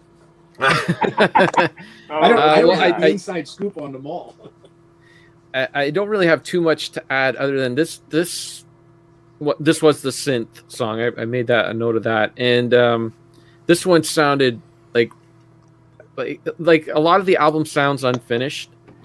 Yeah. This one really sounded unfinished. This sounded like a demo. Like it needed more time in the oven. Like they needed to cook this one a little bit more. There's just something missing in it. I don't know what. If I did, I'd probably be a music producer and be making lots of money. Mike Fraser. It'd be interesting. It'd be interesting. A bit of Mike Fraser. Yeah. It'd be interesting to hear how he would mix it. But that's really all I have to say. This one just sounded not finished. That's a fair assessment. That's a fair assessment for most of this album. Actually, Let the Music Do the Talking might be the best produced song on the record. Yeah, undoubtedly. That sounds like I think the first two. You guys all like it the best. Well, I think the first two songs sound finished. Like they finished those two, and then they kind of forgot to finish the rest of the album. Yeah. I don't know if we're doing final thoughts at the end, so I don't know how. Yeah, absolutely. We'll do some final thoughts at the end. Why not? What else do I have to do tonight? I've already watched WandaVision. I haven't yet, so don't spoil. Oh, well, no, I did a non-spoiler. Well, you saw a bit of my non-spoiler talk at the start. No, I didn't. Okay, well, sorry. All I will say in non-spoiler territory is epic performance by Paul Bettany tonight. Over to you, T-Bone. I don't have the inside scoop on the lyrics, so I'm sorry to disappoint, but I love the lyrics in this song. Like, yak, yak, yak, Lord, you give me the bends. Your head's in jail, I'll call it the law. The reason a dog has so many friends, 'cause he wags his tail instead of his tongue. Like, that is a great line. Like, you know what? Like, there's so many people I'd like to say that line to that, you know, they come at you with their words and whatever first. And it's like, you know, just give me a smile. Like, a dog wagging his tail is like a smile, a friendly greeting. Like, you know, you get a lot out of that, you know, when that's your first impression of somebody. And, you know, and as much as I'm sure there's more to that than just that, that is a great lyric in my opinion. I think Deke and I both love that lyric, like got a kick out of it. The title is kind of weird. Yes. The reason a dog, it sounds like, what? Did you forget to write the rest of the title down? Well, Because to be honest with you, I was expecting it to be a bitch analogy, to be totally blunt. You know? It probably references, I mean, like, yak, yak, yak, Lord, you give me the bends. Like, he's not talking to Joe Perry. He's talking to whatever, right? Like, he's, like, this is like the way you love, I adore, but everything else about you, basically. So, yeah. I mean, The older sister line. Oh, yeah. The older sister is a lot like you. How's that line go again? Yeah, She likes to grab my she's a lot microphone. like you. Yeah, I remember that line, yeah. Yeah. So I always thought mean, that was actually a poor, like, for Steven Tyler, I thought she likes to grab my microphone, was actually a below standard metaphor, you know? Like, he's done better than that. Yeah. That's probably. But your mind back is on rewind and erase. Yeah. That's better. That goes back to Kevin's comment, though, that if they had more time with the song, that lyric probably gets tweet. Like, you saw the making of Pump. Those lyrics always, they go through many. Chris Sar's barfing. That's the last time I make any videos for you, Chris Sar. Ooh, boy. Oh, boy. That's fired. yeah, wow. Wow. No more balls of steel for you, Chris. Nope. Balls of marshmallow, maybe. That'll be the video for Chris. Oh, yeah. Yes. Sorry, I'm done. All right. Well, Meat Man, what did you think about The Reason a Dog? Well, Deke, you might want to leave. Because I don't like what I have to say here. In my rating system, there were 2 barfs. And I have written down. It's one of the barfs. This is not just one of the barf. It says barf barf. So Barf, it's barf. double barf. This is the worst song on the album. In my opinion, and it's not even close. I'm talking to you, Desmond Child. You can fuck right off, and this is the beginning of you. This is the beginning of what became all those shitty albums after this. I hate everything about this song, and Mike should hate all the lyrics of this song, especially your older sister. She's a lot like you, and there ain't too much she won't do. Come on. Holy crap! It's sleazy. Hey! It's Everybody say hey to Mike disgusting. Fraser. Hello, Mike Fraser. We were just talking about what you would have done with this, because we were kind of You could have saved it. yeah. No, I will say this. I will say this.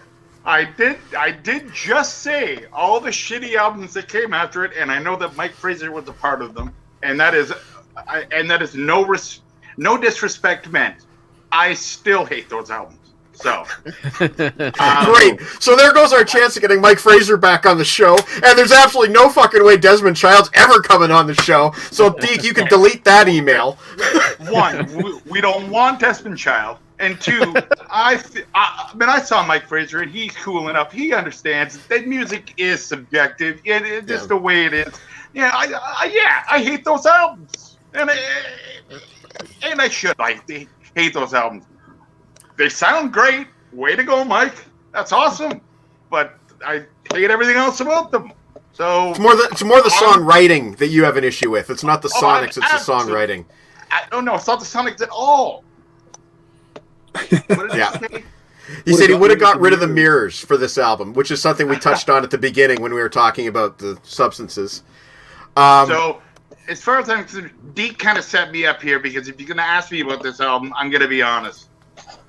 Oh, no, I was just going to say, I wish Meat would tell us how he really feels all the time. He's Hold it back. I sense him holding back. So Meat, did you see this comment? No, I didn't. I believe you said this was your first album, your first Aerosmith album, Toys in the Attic. It's Mike's all-time fave, and he has specifically addressed that comment to you. Just Great so you album. know. Yeah. It's an amazing album. I was listening to that album when I was a kid and loving it. And it's still great today. Yeah. Amazing. Okay, Common Knowledge Deke. What do you have to say about? Are we still on the Reason a Dog? Yes. We are still on Reason of the Dog. Yeah, you know what? I think it's an okay track. I mean, I just like the whole damn album. You know, like I'm just gonna keep repeating myself. It's just where our 18-year-old heads were back in 1985, looking for something that sounded different than what was out there. And you know what? We just gravitated towards it. And you know what? It just only lifted our following into Aerosmith that much more when they went with Permanent Vacation and Pump and Get a Grip and 9 Lives. I mean, you know, I still thought I still liked what they were doing then, you know, but I mean, that's my deal. But, just, you know, Reason of the Dog, I could see where you guys are coming from. The song's probably not quite finished and stuff, but you know what? Aerosmith had a ton of pressure on them back in 85. I mean, they signed that deal with Geffen. They got the producer. And then I remember, I think we were still in high school, T-Bone, when it came out. Oh, yeah. Our library used to get Rolling Stone magazine. And in the back of the Rolling Stone, on the last page, they would have, you know, the top 50 Billboard albums. And I remember seeing Done with Mirrors in there. I think it debuted at like 34 or something like that. And then 2 weeks later, the next issue of Rolling Stone comes out, the top 50. It's nowhere near in sight. I thought, well, I think there's a problem here. Even as an 18-year-old, but I thought, you know what? It's all good. So, you know what? Yeah. It is what it is. And it's a great discussion topic. If we all agreed that it was the best album ever, this would be boring as hell. We would be having this discussion. Yeah. So, you know what? You know, so up to you, Mikey. Okay. Well, actually, I Mike. don't have anything. Hey, Mike, I'll see you in a couple minutes. I'll be right back. Okay. Yep. I don't really have too much to say about Sheila, but Mike Slayan, who was on a couple weeks ago and will be on again in a couple weeks, it's his absolutely favorite song.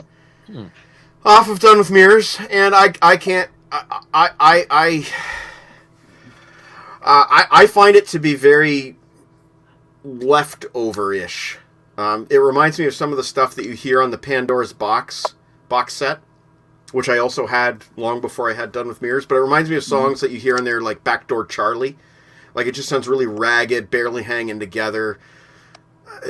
That's just my opinion. Obviously, Mike Slayan, who is a schooled musician who can play classical guitar albums and write original music, hears something in Sheila that I do not hear. And I'm sure you two guys will also be able to tell me what I'm wrong about. But I'm curious, Kevin. There's no right and wrong. No, I'm just trying to stir up drama. Come on, T-Bone. Don't make us so damn Canadian. Done. Sorry. We're too polite here. Oh, you know what? We should really crank it up a little bit here because we're all so freaking Canadian here. We're all like, well, you know, I really respect your opinion. I really respect your right to have that opinion. But, you know, maybe we should be saying, you know what? You're wrong. I don't think Meat's Canadian, though. I have no idea. Nobody actually knows what Meat is. Even Americans are offended by him, I think, right now. Everybody is. He's toxic. But anyway, I shouldn't say that when he's off camera. That's a low blow. Well, he can come back and watch when we're done. That's true. Oh, and Aaron is very, very, very Canadian. Sorry, eh? But Kevin, where do you stand on Sheila, buddy? Well, before I get to that, I really do appreciate you guys' opinion on this album. I totally get it where you're coming from. Like when I read totally Canadian. When I read Deke's write up today, a lot of what, like the reasoning why you guys like this album totally made sense to me, because I have albums like that myself where they just hit me like, you know, like I like later Motorhead more than the classic lineup, because when I got into Motorhead, those three guys were the group, you know. I imagine for a long time they were longer than the original, like the classic lineup, not the original, but the classic lineup. And you know, I just prefer those guys, you know. So I totally get it. You know, there is a window of time where you're just at your most impressionable and well, I'm not going to get into my final thoughts on this album yet. No, we still have 4 songs to go. So for Sheila, here's the other thing too. I can't knock the production on this album too much because I'm not sure if it was I don't have an official copy of it. So the only way I could listen to it is through either Spotify. I did try downloading some MP3s.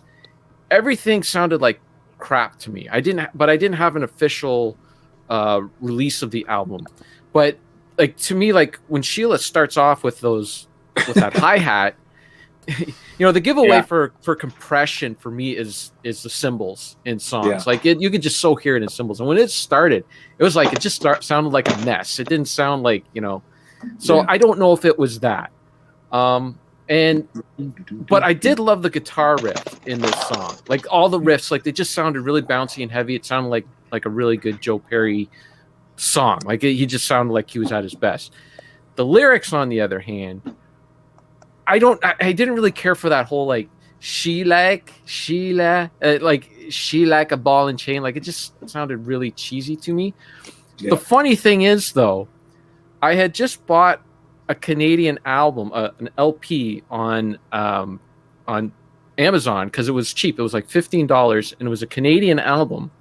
And I bought it for Sarah. I said, Sarah, do you want this album? And she's like, yeah, give me that. I want that album. I like that band. So we just bought it, and we were washing dishes, and I put it on, and I started listening to it. And this Canadian band did the exact same thing. It's this album right here. I knew you were going to say 5440. Yeah. Dear. And the first song is Sheila, and they do the exact same thing. I hate that song. Sheila. I hate that song too. I gotta do the old man thing and look at it. What is it? Right. All right. Do one of these. Do one of these. And doesn't the singer of 5440 really rag on Steve Tyler too about you're too old, like you should get out of mute? Like, did he, correct me if I'm wrong, didn't he come out in the press and make a big comment about, guys like Steve Tyler, you're washed up, get out of the way, blah blah blah? And then that's funny that you made this tie-in for me anyway. Yeah. Yeah. I don't know. I asked Sarah, and I'm like, is he saying Sheila? And what was it? It's Sheila. Don't she look happy? And I'm like, it's the exact same thing. Yeah. It's the exact same thing. Anyways, I didn't mind it. I've heard like that song before, but I just totally forgot all about it. But anyways, I just thought that was funny that I made that observation here, and then we were doing the dishes, and it was some other band that did the exact same thing. You know what's funny? Because I think when Meat took his break, I think we lost Mike Fraser.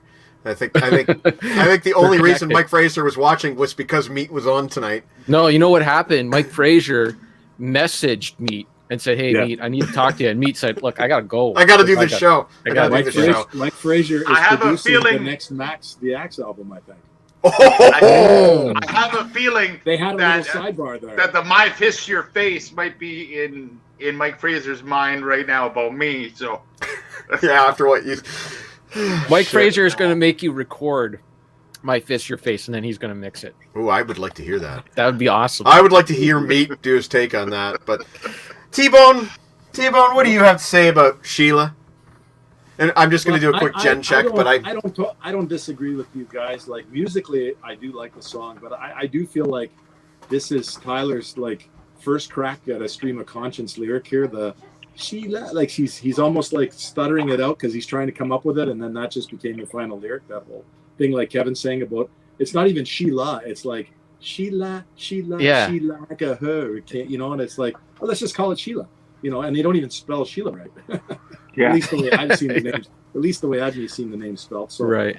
I will say it's probably not one of my favorite tunes on this record, but I mean, I guess my thing is, I still feel like I totally agree with the production thing. I totally agree with it needed more work, but I feel like there was some gems in there, and it all got chucked aside because they were all coked up. But yeah, I agree with the whole comment about the Sheila lyric. I feel like that was just almost like Tyler scatting it out, and it's like, yeah, close enough. Yeah. Well, I've heard, like, you guys probably know better than that, but I've heard Steven Tyler on like the Howard Stern show, and he says the way he writes lyrics is that he scats and bops it all, and then that's how he gets the melody, and then he just writes words that fits that melody. None of it, Like Howard was trying to ask him, like, what does this mean? What does that mean? He's like, it doesn't mean anything. I just fit the. So I don't know if any of this stuff actually means anything to him. Once in a while it does. I'd like to think that there's some expression that he. I don't know. He goes That's on kind to of talk- interesting. That's kind of interesting because that's how I have, in the past, my way of writing lyrics has been to basically time everything, like scat wise. I guess you could put it that way, or just like you know, follow the bouncing ball and Right. do that, Yeah. and then fit lyrics in that. So that is an easy way of writing lyrics. Yeah. Well, you know, anybody who's ever heard a Metallica demo knows. Yep. As Metallica themselves have said, all of James's demos are about some guy named Wa-na-na. Because Wa-na-na-na-na, you know, that's how he writes it. Wa-na-na-na-na-na, you know. Well, that's why there's a lot of scatting and bopping in Aerosmith songs, because it's just like, well, that sounds better than actually me coming up with any lyrics. So he just leaves it as. It's kind of like when McCartney wrote Hey Jude. You know, the Yeah. movement you need is on your shoulder. Well, what does that mean? Lennon Or- said, leave it. Or even yesterday it was scrambled eggs. Scrambled eggs, baby, Yeah. how I love your legs. Right. Yeah. Yeah. Yeah. Where are we? Are we with Meat now? Yes. I think so. And it's interesting, too, what you're saying, like about the scat lyrics. Like, if you think about the ending of the show WKRP in Cincinnati, Yes. the song at the end doesn't have lyrics. A brand new bartender of something and Yeah. it doesn't have any words. So it's like it's basically Steven Tyler, but without actually putting really sexist lyrics to it. I'm almost embarrassed to More or tell less. you guys what happens when I write songs, which I do frequently. Like, you don't know this necessarily, but my wife does. So I basically write her songs every day, but my lyrics, it's just what naturally comes off my head. It's always involving poo. So it's usually things like, Michael has to poo, and that's why I love you, and stuff like that. Anyway, Wow. yeah. Wow. Desmond Child, give me a call, because I have so many songs. I'm writing them daily, and just think about how lucky my wife is that she gets songs written about her every single day. I'm You know? scared Yeah, for she's that. lucky she's living with Winnie the Pooh. I was going to say I'm scared for that video. Oh shit! Well, just don't make it. Don't make it. No. Oh shit! So Wow. so what is what's common knowledge about Sheila? Okay, well, basically, Oh, is it my turn sorry, now? you weren't. Oh, sorry, you weren't Right. done. Yeah, sorry, I took over again. It's my turn. It's okay. Yes. Yeah. It's okay. I really don't have much to say. The song was listed as meh, and honestly, it's like this. I don't really like it, and it really doesn't piss me off. It's kind of in the middle. It's like the song is there, and it's really. My only question is, why is it spelled wrong? It's not spelled wrong. It's just girls Well- spell their names differently. Have you ever seen anyone named Sheila spelled that way? Probably. I I worked see with a that. girl. I worked with a girl named Rachel who spelled it with a fucking W. Yeah, I still say it's spelled wrong. I mean, it's not your job to be as confused as Steven Tyler. So it is what it is. So that's really all I gotta say. The song is it's literally nothing. It's not. It doesn't make me angry. Doesn't make me happy. Next, Deke. Yeah, you know, the I agree basically. You know, for an Aerosmith song, yeah, they kind of took the foot off the aero gas pedal on that tune. I think the thing that me and T-Bone probably listen to it more is it's the lead-off song on side 2. So that's where you drop the needle, right? Okay, right, Boom. which is So- an experience I haven't had. Right? So Makes sense. growing up, when we first got this, I think T-Bone got it on cassette tape. Yeah. Because I thought when we first bought it, I bought it on vinyl. T-Bone bought it on cassette, and I'm scouring on his tape, and I'm like, "What the frick is with this Darkness tune?" And then I'm looking on my album, and it's not on my album, and I'm like, Yeah. "I got a gimped album." So the next time I went to the record store, I was looking at the other Done With Mirrors copy, which is I think there was 2 copies in Thunder Bay. I bought one, and the other one was still sitting there. And I'm thinking, okay, so this is a song. So then I had to borrow T-Bone's cassette so I could dub the darkness. But anyways, you know, for an Arrow song, yeah, it's there. And like I said, it's because it led off side 2. That's where you drop the needle to get through Sheila. But even on the live Aerosmith album here, they played that tune live on that tour. I noticed that. Yeah. Yeah. So there you go. Off to you, Mikey. So I just want to also point out, this is all I've ever had when it comes to Done With Mirrors. I've really never given much thought to the lyrics before tonight, so this is kind of interesting for me as well. But it's just Gypsy Boots. I honestly can't tell you how that song goes right now. Can't tell you. Gypsy. I thought that was Sheila. No. Wait, that's Gypsy Boots? I thought that was Sheila. How the fuck does Sheila go then? Hang on. Sheila. That's Gypsy Boots. She like a ball Okay, hang on. and chain. Gypsy Boots is a full. Oh shit. Okay, well, the comments that I had about Sheila were actually about Gypsy Boots, because in my mind I was thinking, Sheila, na na na. But so maybe I should go back then and say Gypsy Boots. I'm hearing it right now, and it's kind of boring. I just hit play, and I'm hearing it right now. It's kind of boring. It's got a tricky little riff there, but it kind of sounds like something you'd want to play when you're practicing, not when you're writing a song. So, sorry, I fucked that up. I got the two songs mixed up. So you already know what I think about Gypsy Boots. I think it's ragged. I think it sounds like a B-side. And now I got to say that I think Sheila's kind of dull. So, yeah, dull. It sounds like something you'd play when you're practicing. Okay, over to you, Kevin. Okay, well, this was my third favorite song on the album, even though I don't fully like it. I don't know if I like the chorus yet, but I loved all the guitar work. I thought Joe Perry, I think Joe Perry was really good on this album. I like the bass, especially with Steven Tyler Stop, just the ending, Joe Perry just kind of made the song for me. And it's a good hard rocker. So I liked it more than I disliked it. I'm about 75% to 80% on that I liked on this one. Okay. I had a second thought here that I was going to say about this Gypsy Boots Sheila mix-up. This tells you how samey these songs sound in my mind, you know? If I can't remember how a song goes after playing it 4 times in 1 week, I think that's more on the song than it's on me.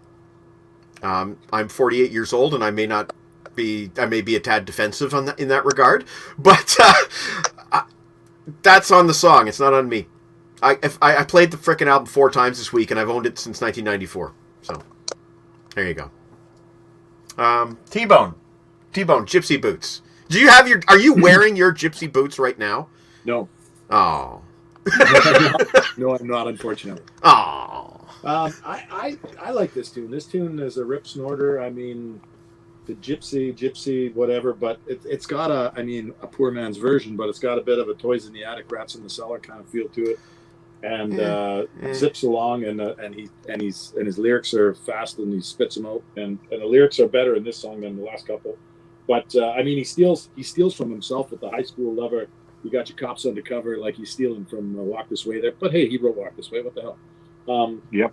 So I'll just say that it's a quick tune. It booms along. It suffers from some of the same issues that we've talked about in previous songs, where it could have used more production. It probably could have used a bit more time in the oven, as Kevin said, which was a well put statement. But I don't have a lot more to say about it. Fact check. You said it was a quick song. I wish to correct you. It is the 3rd longest song on the album. I mean by pace. Oh. Whoa! The judges have retracted their comment and are returning the fast money back to T-Bone. Oh, we got a Russian judge on the panel here, man. Someone's been paid off. Yeah. I believe Aaron is right when he says that Paradise City was a riff that Slash used to just practice. Yeah, I believe that's over correct. to me. Thunderstruck too. That was. Oh, well, yeah, good example. Good example. Yeah. All right, Meat. What do you think about? Are you wearing your Gypsy Boots? Because I know they match your. I've seen your Gypsy Boots and they match your outfit tonight. Yes, I am wearing my Gypsy Boots, just not on my feet. Whoa! So Gypsy Boots. I'll say this. This is probably my fourth or fifth favorite song on the album. I wrote it down as yes-ish. I really like the up-tempo change that happens at the beginning. It kind of starts out and then it just comes and it just explodes. And that always kind of got me. It always kind of popped me. More interesting than some of the other songs. Like, we just talked about Sheila, and there's just nothing good. There's nothing even like memorable about Sheila. But there's memorable stuff about this, and I like this song. T-Bone just read some of the lyrics, and it's funny. It's almost exactly what I had written down on my homework there, and I actually kind of like it. So there it is, Deke. As you're seeing, I'm not hating this album as much as LeBrain is. I gotta tell you, that's why I respect you, man. Yeah, there you go. That's why. No other reasons. Just that. It's not your commitment to safety. No, definitely not. Gypsy Boots is. I think it is a pretty killer track. I really like how it just slips and slides at the start, and then Kramer just kicks it into overdrive, and then they just plow it forward. Kramer's and then right before the solo, or towards the end, they slow it back down, and then they ramp it back up, and Joe Perry just goes off the rails, no pun intended, on his guitar. I mean, there's it's just an all-out Aero rocker, and you know what? It's got. I think they should have started off side 2 with that tune. Yeah. Yes. Now that I've got the 2 songs straight in my head, yes, I agree with you. They should have just how let the music do the talk and dictated the pace of the first side. Gypsy's Boots should have started off the second side to dictate the pace. So I'm with you on that. I like that tune. So off to you, Mikey. Track 7, She's on Fire. Yeah, I'll give it 2 thumbs up. It's very memorable to me. I dig that. Like Kevin was saying earlier, anytime Joe Perry plays a slide, it always sounds good to my ears. I think it's got some atmosphere to it. If this album was very flat and samey, then this is a bit more of a peak, a crest, or maybe it's a valley because it's kind of slow and swampy and groovy and dusky. All those words. Swampy's a great word for that. Very swampy. It actually, it kind of reminds me of something else by somebody else. I think David Lee Roth maybe has done some solo material that's kind of similar. But speaking of David Lee Roth, what is this with metaphors with people being on fire? She's on fire, Baby's on fire was a David Lee Roth song. Don't set and people Van Halen on fire. Right, on fire. Like I'm just gonna. This is a public service announcement. Don't set people on fire. It's just don't. I think you're taking things too literally, Mike. Good advice. Aaron is coming in with a comment here, touching on what we talked about earlier. Has anyone considered that the title of the album might not mean that it was done with mirrors, but they were finished using mirrors? Like maybe they hated mirrors. Like, I'm done with these. That is actually an interpretation of the album title that I've never thought of before. Maybe Steven Tyler looked in the mirror one day and he said, "Fuck this," and threw his mirror out the window. We don't know. We really... that might be a thing that happened. It might have been, as you said at the beginning, where done with mirrors was the mirror used for the substance, and they were done with them. Right. That seems more logical to me, but who knows? And Aaron wasn't at the beginning. So if this was a Jeopardy question, Alex might have to give it to Aaron because it's an open-ended thing. We just don't know. It's possible. It's possible. Like, has anyone seen Steven Tyler use a mirror since that time? If you could show me a photograph, then I'll say it's doctored. Anyway, over to Kevin. I think that they were tired of who they were, and when they look in the mirror, they were tired of that bitch, and they were just like, I want to change. You see? There's more than one answer. It's the Cliff Clavin paradox from that episode of Cheers, where Alex Trebek had to give him the question. Yeah. Dun, dun, dun. Well, contrary to what you said before about me liking Joe Perry every time he plays slide, I actually didn't care for his slide playing this one. It felt a little lazy to me.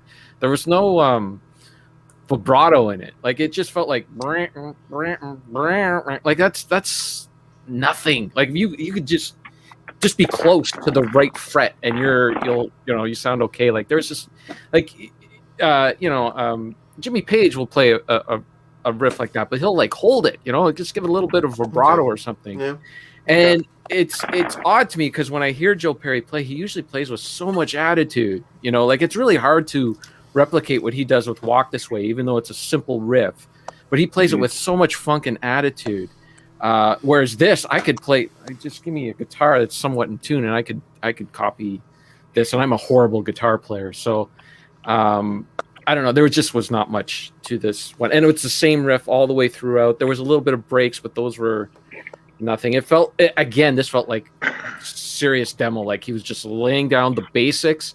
Maybe he was going to come back to it later and fix it up. Oh, you know what, Kevin? Is this the song where? Is there another Joe Perry reference in this song, or am I imagining that? I did not make note of every Joe Perry reference in this song, so I'm not. I don't know. I don't think so. Okay, it should be. There should be a Joe Perry reference, like "Slide it, Joe." But this might have been my least favorite song on the album. Wow. Yeah. Wow. So here we are with a bunch of guys, a few of which haven't been totally loving this album, but we're not agreeing on the highlights and lowlights at all, really. That's cool. Yeah. That's good. Yeah. That means we're all wrong. No. All right, T-Bone, are you on fire? I don't mind this song. I don't. I like his slide playing, but I don't disagree with what Kevin's saying that He's not wrong. A bit lazy, Yeah. and it kind of has a prelude to Hangman Jury later on down the road. Sure. Yeah. But it prods a little bit. It probably, I think there's a good song in there. Again, going back to that whole half-baked album thing we talked about. And again, I've listened to this song since religiously through this album because since I've had it on vinyl, as Deke says, you drop the needle, you listen to the whole. The one beauty about vinyl, right? You listen to the whole side. You don't just pick the 3 songs you like. So you listen to the whole thing. And it's not my favorite. It's not my least favorite. It's in there. It's a good song, but I don't have a ton of love for this one. Okay. Off to you there, Meat. I'm surprised. I'm really surprised. Well, the thing about Meat is he's already got like his stuntman safety vest on, so if you do set him on fire, there's probably a guy with one of those big blankets that they put on the stuntman to set him off, to put out the fire. So, Meat, are you on fire tonight? Well, as for this song, no. Yeah, that was me trying to... No. Unfortunately, I'm putting out the fire with my barf. You are the barf blanket has smothered the fire. That's got to smell good. Hey, put it this way. Hey, and this is pretty good for... And really, this is pretty good for an Aerosmith album. There are only 2 barfs on this album. And this is the second barf now. But didn't you say one of them was a double barf? Yeah. Oh yeah. That's 3 barfs. That counts as 3 barfs. That's a reason to dog, and no more though. I'm not commenting on that anymore because Mike Fraser hates me enough. So she's on fire. Okay. Very interesting that me and Kevin are really on the same page here. So much so that written 2 hours ago, the exact wording that is on my sheet right now. That's enough with the boring slide guitar. That's written right on the sheet. He's exactly right. It's lazy slide guitar. It's slide guitar by a guy who probably can't even move his fingers. He's so high. It's just not. It's a horrible song. It's you know what? I don't want to say anymore. But no, actually, I will say this: that the lyric "She's on Fire." As far as I'm concerned, Steven Tyler might be talking about his own daughter. My favorite female, my favorite female of all time. my favorite, and to me, the most beautiful woman I've ever seen is Liv Tyler. She's been my favorite for 15 years. Okay. Like I remember back when oh, hey man, everyone's freaking out about Alicia Silverstone in the videos, and I'm like, who's the other girl? Okay, so that's one thing that I can thank Steven Tyler for is Liv Tyler. And the Elf Liv Tyler and all. Well, I'm a fan of Marvel MCU Hulk Liv Tyler myself. I just think she's the hottest girl of all time, and it's just the way it is. And that song sucks, and I don't want to talk about it anymore. And Deke's up. So two things here is one, Joe Perry just. Deke, you can delete the email that you sent to Joe Perry asking him to be on the show. He won't be on, thanks to Uncle Meat. And number two, I just want to apologize to Liv Tyler if you're watching. Okay, go ahead, Deke. I'm going to be right back. Yep. I actually have to delete the email I sent to Liv Tyler. So do I, but for a different reason. Yeah, Arwen was the elf. Arwen, Right. and she was great. You know what? She was great. Yeah. Crazy man. This is the best thing about this album discussion is me and Mike have finally found common ground, and it took 8 tracks in. But I kind of like it. I like that swampy feel and stuff. But I want to focus on what Kevin said earlier about almost Aerosmith back in '85 being at a crossroads, and it's so true, because less than a year later, a lot of bands at that time, and a few bands before. Now I'm talking before Permanent Vacation, passed them, came out and passed them, and I got one record here that they totally took the shtick and ran with the whole Aerosmith gimmick, and we bought it. I even bought it. T-Bone bought it. We bought into it, and it's Mikey. Zoom in, pal. Yep. Hey. Hey. Right? Yeah. Right? When you watch the first video from that album, "Shake Me," with Kiefer with the scarves hanging off, and he's got the mic stand between. They were just ripping Arrow at what Arrow was trying to do themselves. Mm-hmm. So they were at it. You're right, Kev. You nailed it perfect, that they were totally at a crossroads.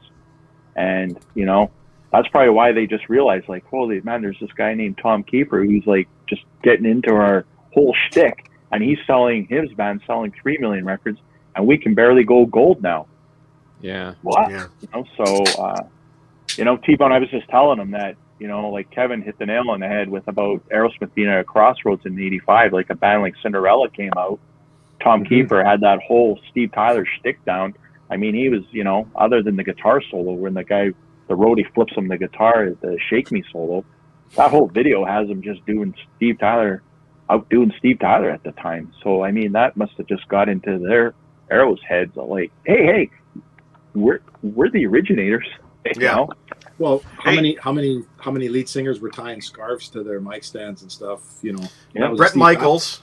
Brett Michaels was also ripping off Steven Tyler though with his stage moves. He doesn't count, man. No, he was still ripping off Tyler though. Look at the Unskinny Bop video. You don't count. Hey, Deke. Yeah. Deke, I'm wondering if you've made the connection that I just made. The shirt you're wearing, the Creatures of the Night. Yeah. It's not Jim Valance writing on that as well? Jim Valance, yeah. It's very interesting Brian Adams and Jim Valance both. And actually, interestingly enough, Meat Man, I was talking to my sister last week, and she's a big Brian Adams fan, and I believe the news came out that he was working with Mutt Lange again. So I sent her an email saying, Brian Adams is working with Mutt Lange again. She writes back a huffy email, just says, I'd rather him work with Jim Valance again. There you go. Yeah. I'd like to have Keith Scott crank up his guitar to 12 and just let it shred. That's what I would like from an Adams record. Anyways. Yes. So I'm going to move on to the song The Hop. Yeah. Don't mind this one. Joey Kramer owns it, and it's got the one line that I like, you're rocking with the boys from Aerosmith. Yeah. I like the self-referencing. I dig self-referencing in songs. Like Kiss used to, like, come on, play it, Bruce, and of course the Beatles, take it, George. I kind of like stuff like that. And Steven Tyler's the king of that stuff. He's constantly referencing Joe Perry. I think there's probably a Joe Perry reference on 70% of Aerosmith albums, I'm guessing. So, yeah, okay, I'm going to give The Hop, I'm going to give it a drunken, really, really sloppy, drunken thumbs up. It's not a full 2 thumbs up, but it's a sloppy, drunken, single thumb up. And that makes it Kevin's turn. Okay. Well, yeah, I thought this one was okay as well. I really appreciate they were going for like a loose, fun vibe with it. I think Deke wrote what I read today is that they wrote it like really quick. Like it was just like one that they did in a few minutes. No, that's me thinking that they wrote it in a few minutes. Well, I don't know. It kind of sounded like they were just trying to capture some lightning in a bottle. I don't know if they actually accomplished that. I did write down some lyrics in this one because I thought the lyrics were kind of out there, like lying on your back tonight, watch the moon eclipse, maybe eating out tonight. Like, yeah, just ain't leaving tips. That's all I got to say about this song. This is super ironic, bro.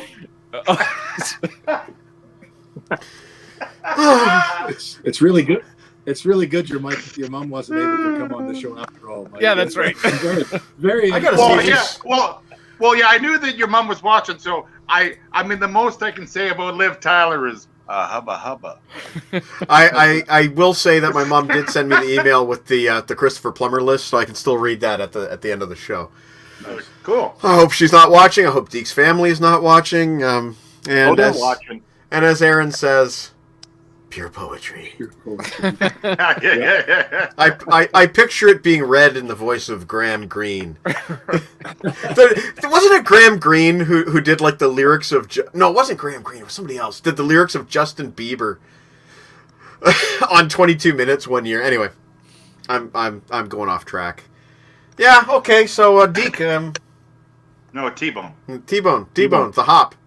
It's it's a decent song. It's not I don't think super original. It's kind of that just let's just grab our instruments and jam. The lyrics are probably a little bit down that same line, but I mean, I like it. It's upbeat because there's a little bit of upbeat downbeat on side 2 here, so it's nice when they come back up with a little bit of upbeat. But I mean, we're nearing the end of the album, and an album that already wasn't. Actually, it is the last song on the album, right? Unless you had the version with the Darkness song on it. But so I mean, what song do you put at the end of your album? You don't usually put your strongest song there. So I mean, we're already beating the crap out of this album. So I mean, I like the song. It's a good jam. I'd love to be able to get together a bunch of guys and jam a song like this, but it's not terribly original. Anyway. And what song on this album is? I think there's quite a few. So do I, actually. I think. Yeah. I think that's a wrong statement. Really? I do. Okay. All right. Anyway, over to you there, Meat. Well, it's funny because it's very similar to what other people have said. I literally wrote down yes-ish on my rating of it. I like it. I don't love it. I think it might be his best guitar work on the album. No. Let the music do the talking. No. It doesn't have to be slide everything. Give me a break.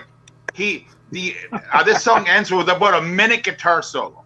And yes. To me, it makes sense. That's why it was the last song on the album, and Darkness wasn't, because it's good to end an album with a minute guitar solo. I prefer it as a closer.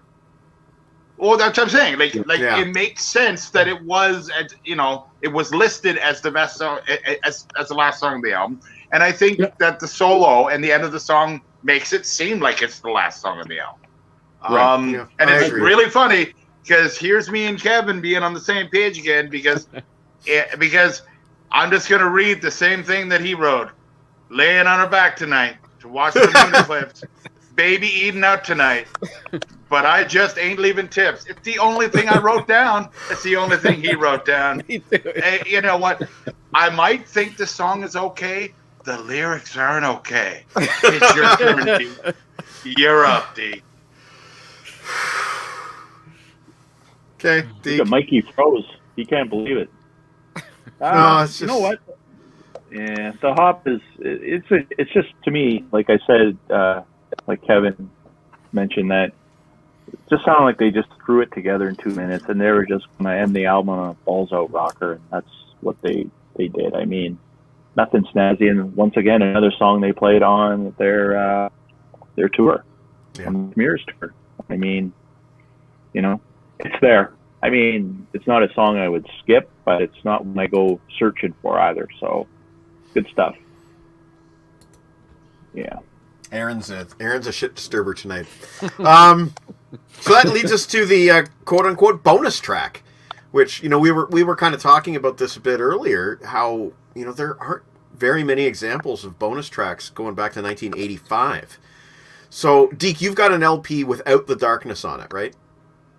Vinyl doesn't have the darkness on it. Not the original. Me and T-Bone have the the vinyl copy I have, and, Right. the CD and the tape did. And then Deke taped it off of somebody else T-Bone. at one point. T-Bone. Yeah. Right. So I've never known this album without darkness on it. Didn't know it was a bonus track until really we started talking. And I don't know, it's okay. Sometimes I find that Aerosmith closing tracks are just not all that. The closing track on Permanent Vacation, that instrumental thing, was that called Boogeyman or something? No, that was Get a Grip. The movie. The movie, right. The movie on Permanent Vacation, Boogeyman and Get a Grip. I kind of put Darkness in the same category. Doesn't really move me too much. It's got some atmosphere to it. It has a little bit of drama to it. It's got the piano. I don't know.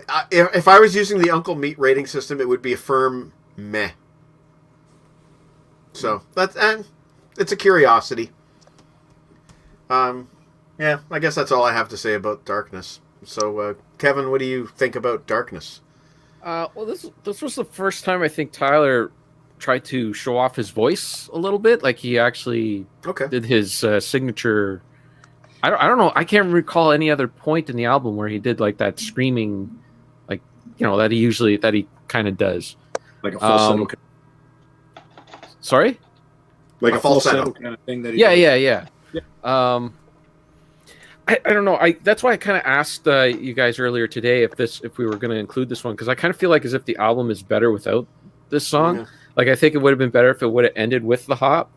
And the version that I was listening to didn't have that song on it, and it wasn't until I started listening to it on Spotify that there was this extra song on there. So I was liking the album better without that song, if that makes any sense. Like, I didn't need that extra 3 minutes at the end.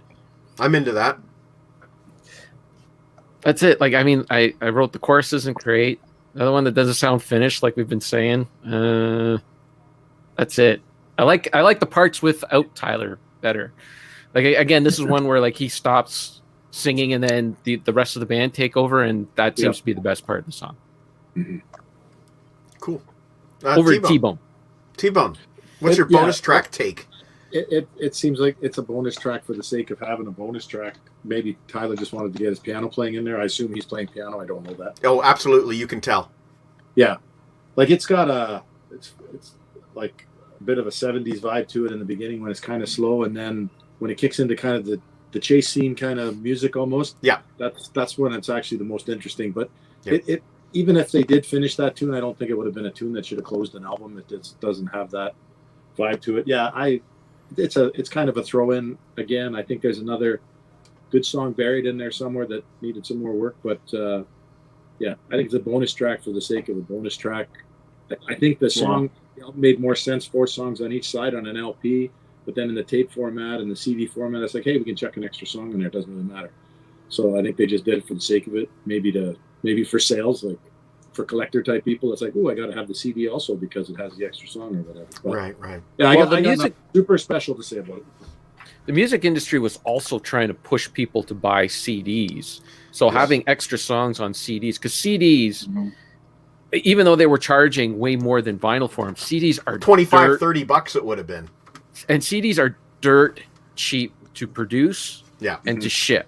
Yeah. You can put in a nice big box full of CDs, and then there's only so much vinyl and weight, so it was easier for them to ship and produce that stuff. So, they were just pushing CDs and putting extra songs on it. It was a good way to entice people to ditch the vinyl and get CDs. Yeah, 100%, 100%. That's history. That is true history. And when I was working at the record store, there still was such a thing as CD bonus tracks. Yeah. And that was 1994, 95 that I was still seeing CD bonus tracks. Mm. Yeah. Meatman. Well, seems like I'm going to be doing my best impression of Mr. Contrarian. Like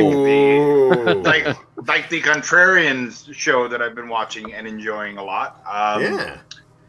This is my second favorite song on the album, and I will say this: in my opinion, it's the best song on the album. Really? Now, what I'm saying that is that the rocker is let the music do talking, and it's classic rock, and it's classic rock, and yes, it is my favorite song of the album. But I honestly believe that Darkness is the best written song on this album. I think his vocal melody lines are the best and the most original on it. I had no idea that this was a bonus myself when I listened to it, because I just didn't know. I mean, it was just part of the album. And I enjoyed it every time. And every time I listened to this song came up on, and it just made me happy. The biggest surprise on this album was this song for me.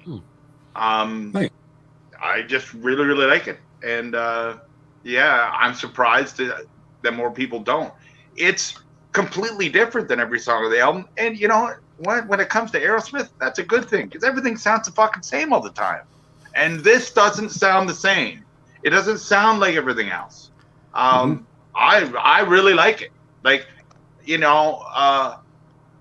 it comes right down to it, I'm thinking back, because you don't make them anymore. But if it was 10, 15 years ago, when I was still making mixtapes, this is the song I would put on as a mixtape, because it would be like, hey, this is a neat Aerosmith song, something you don't hear all the time.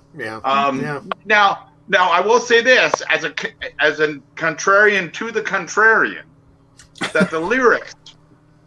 Now it's like, again, it's the beginning of the Desmond Child era. It's the beginning of the cheese factory that Aerosmith became. The whole the now I lay me down to sleep. I pray the soul.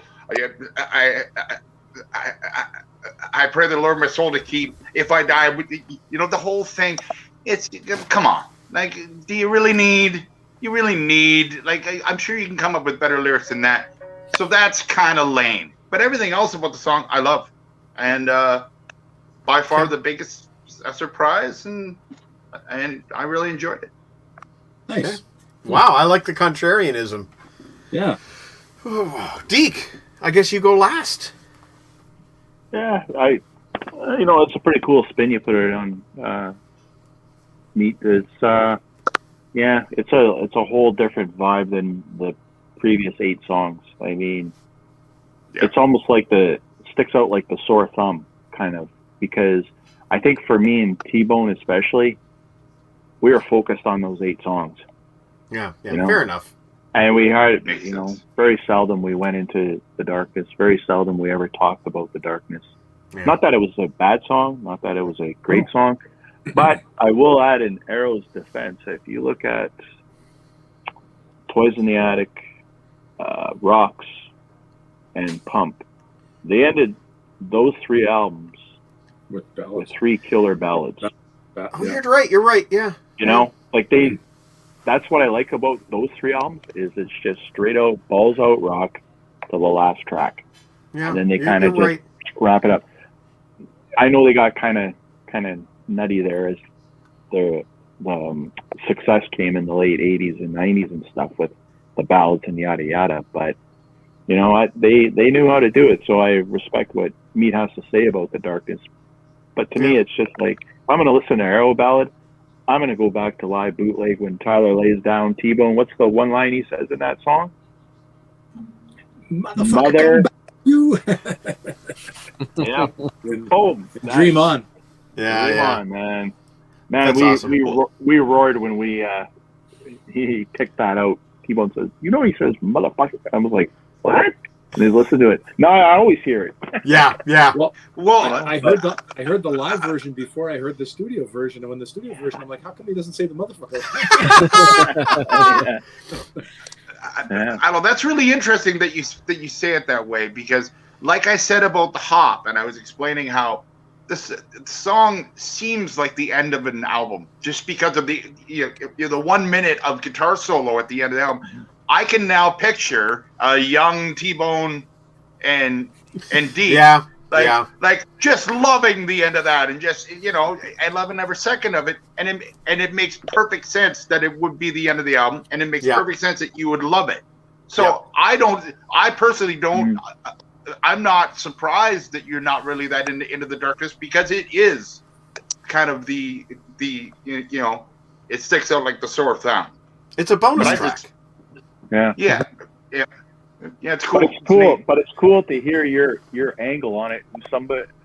Who's someone who hasn't invested in the album as near as much as me and T-Bone have over 30 plus years with it, right? Yeah. So totally cool that's one of your faves off it, which is the album that they tossed off to the side. So good on you, man. You know what? Like I said to you guys earlier, thanks for playing along, being good sports on this. Yeah. And I know it's not the unanimous pick, but like I said, if we picked an album that we all loved, what would we say about it? We love it.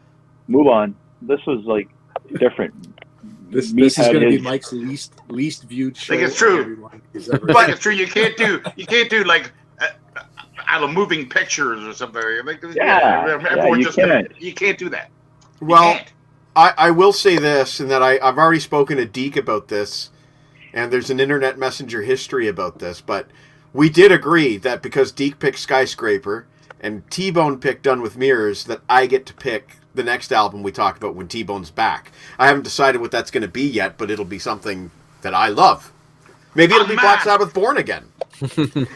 Unmasked would be a great one, but Born Again is interesting. Well, maybe that's what it'll be. It's something I own on vinyl, something I can show off a little bit better. If you do Unmasked, T-Bone can totally roll big time on that one. Then maybe I'll just say it right now. Maybe next time we have T-Bone on, let's do Black Sabbath Born Again. And follow it up with a chaser of Unmasked. No. But we mentioned earlier maybe a quick sum up of the album. I don't really have much to say there. I haven't gained. I've gained some new appreciation for certain things, but I've just soured on other things. And Done with Mirrors will probably go back into my collection and not be played for several months. Actually, I know for sure it won't be played for several months. I played it 4 times this week. So this is going back in the shelf for a little while. And I will probably not want to listen to Aerosmith again for several weeks. Over to you, Kevin. Well, for me, like, my least favorite Aerosmith are those same 6 songs that they played on the radio to death. Yeah. Over and over and over again.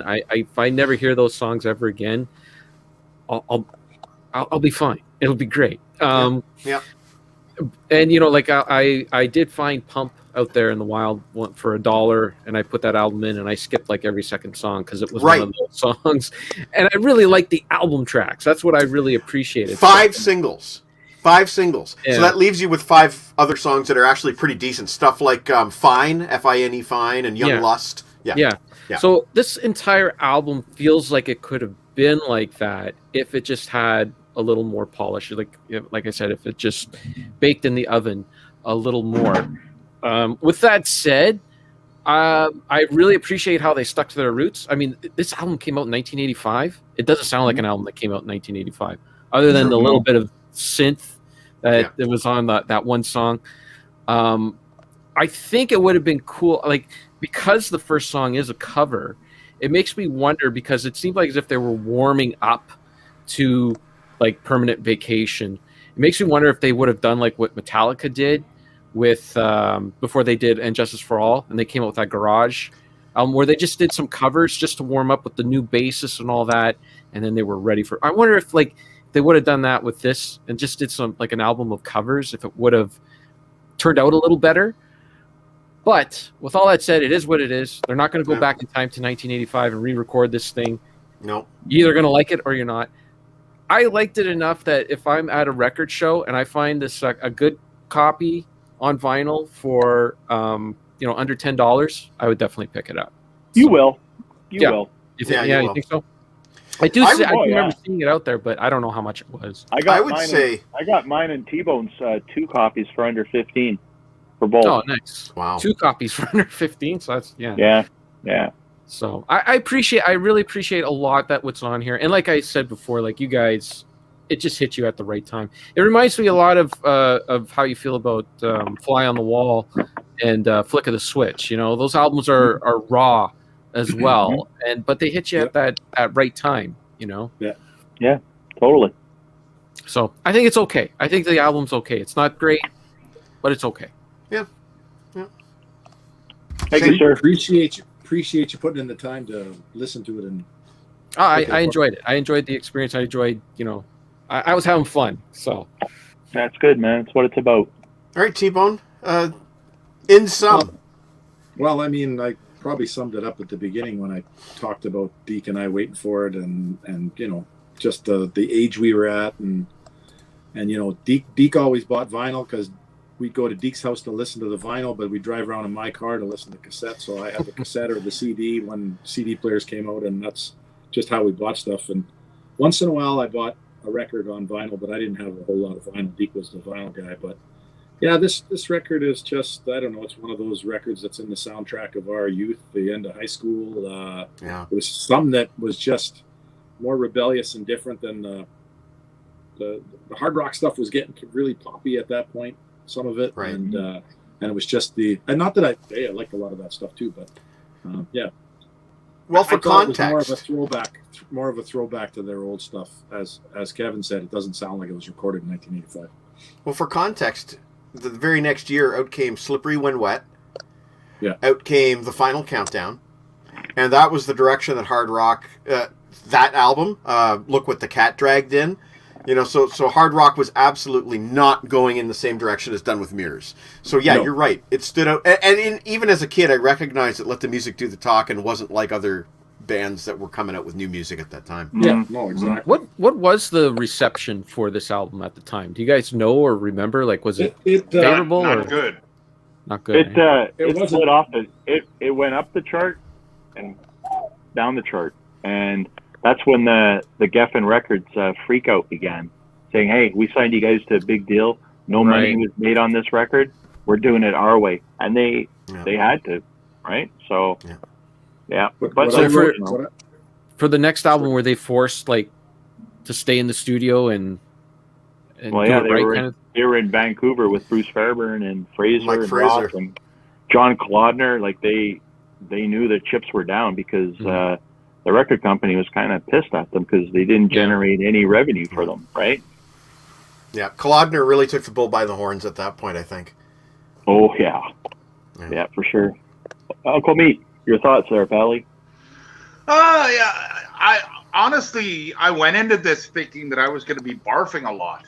I honestly did because I just affiliate later Aerosmith to that. I was pleasantly surprised by a lot of these songs and enjoyed a lot more. I mean, I only had 2 barfs out of 9.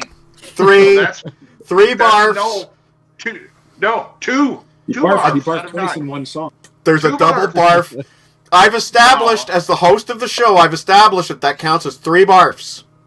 Okay, well, I might have barfed 13 times during that song. And so, that just throws it right out the window. But I will say this. I really don't like anything after this album. I really don't. Yeah, I know you don't. Probably my favorite overall song by Aerosmith is Living on the Edge. Something about that song I've always loved. I just love that song. But everything after it, I just hate that song. But I will say this to Mike Fraser. Mike Fraser, if you're watching, congrats to you, because the truth is, right after this album, you joined and they became the most successful they've ever been. So congratulations to you. And off to date. Yeah.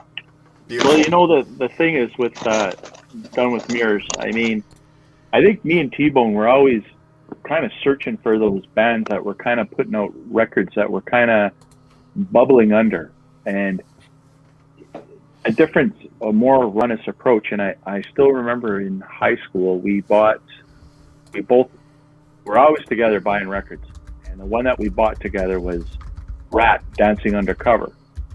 Now that album had a similar Done With Mirrors like vibe, raw sounding da da da da. And then the next day at school, I said to T-Bone, I said, "Hey, what do you think of that? What do you think of Dancing Undercover?" And T-Bone said, "Sounds unfinished to me." And I thought, it struck me as weird, but he made sense. Whereas a lot of people think Done With Mirrors is, but you know, I'm just trying to compare, not trying to compare just the two that had the same similar sound. Like we thought, wow, you know, there's Rat going the opposite direction, ditching the polish, going raw sounding, not really working out, and then going back to the polish. Whereas Aerosmith started off raw, stayed raw, went to the polish, kind of stayed with the polish, but very much stayed with it. We always tried to find those bands that on a record that we could just gravitate and totally relate to. I mean, we have other albums like that. I mean, a big record for us in '85 also was the George Thorogood Maverick record. We spun that. We spun that one like crazy. He had it on cassette. I had it on vinyl.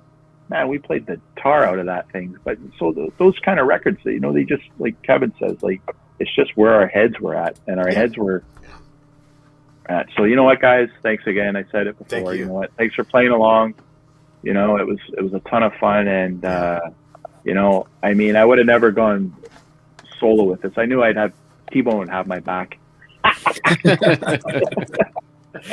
But you know what? You know what? I have to throw out, because when I first asked Kevin Meat to come on, Meat shot me back a message saying, you know, like, I'm kind of funny with Aerosmith, man. It might be, and that's what I wanted. I didn't want everybody ass kissing on here on our record, and so thank you guys for your honest opinion. So that's all I got to say. As I said, I liked it a lot better than I thought. Yeah, me too. And thank you, Deke and T-Bone, for doing this, and you know, Deke coming up with this idea of doing an album focus with T-Bone, which I very much enjoy. I love that we can do different kinds of shows all the time. Now, I wanted to go back to the Christopher Plummer tribute. My mom has emailed me this list. This is a great list. Meet, you're going to love this.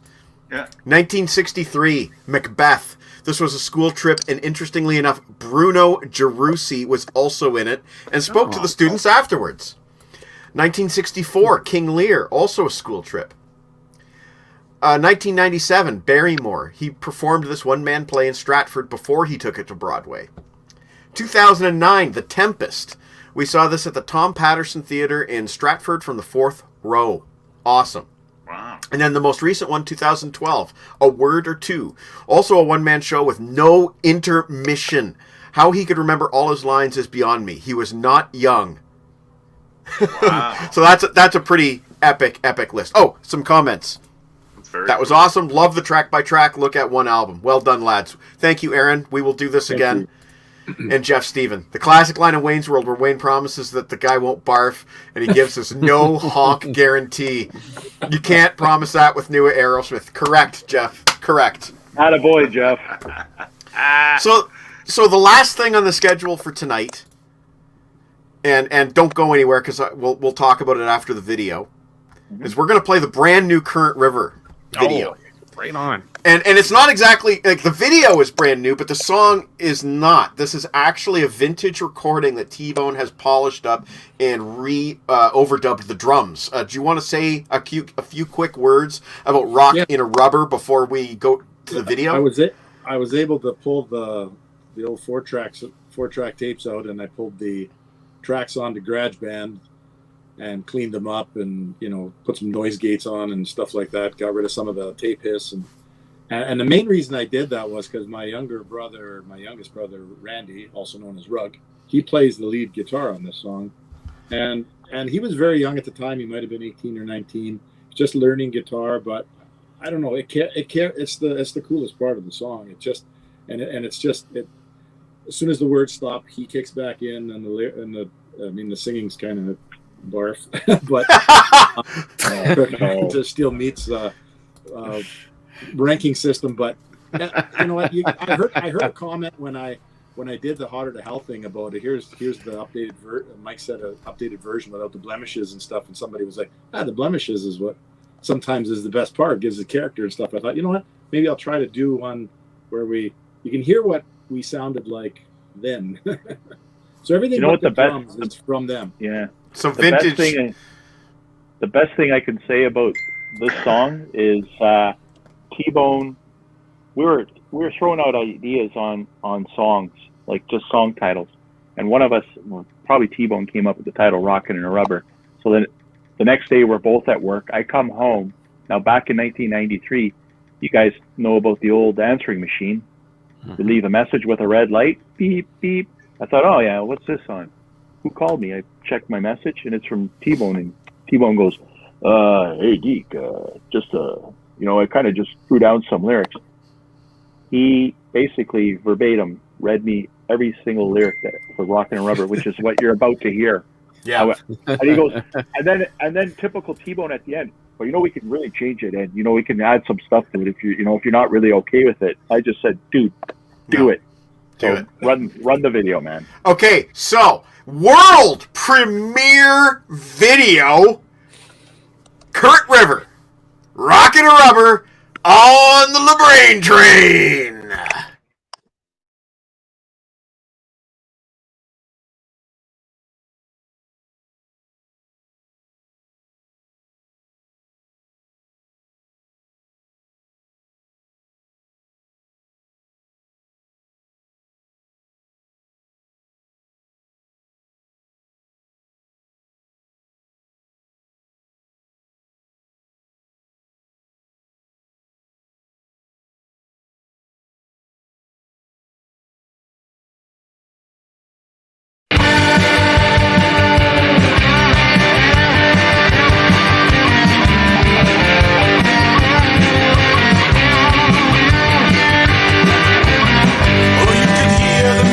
From on top of the hill, old Jack was rocking and so was Jill. But he didn't know she wasn't dressed to kill. And when the last song ended, Jack felt ill. The dog says you gotta get some fizzle chicken. The old limb shrimp took a mean shit kicking. Rule number 1, a full dog dick. Don't put the buck in the net without some tape on your stick. Now the girls, they still come. I knock, knock, knocking, and Jack still gets the jukebox rocking. But he don't dance now unless she's covered in safety first. He's rocking in a rubber.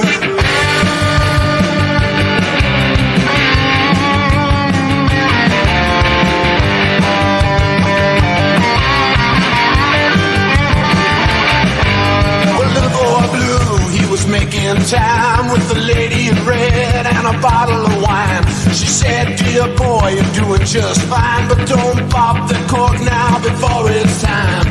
And poor old Blue, he woke up in bed with an ache in his shorts and an ache in his head.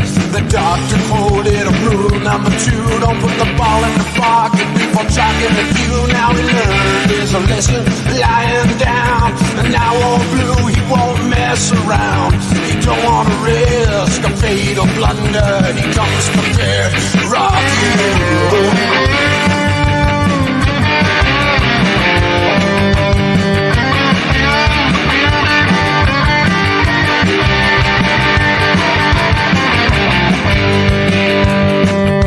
What's that?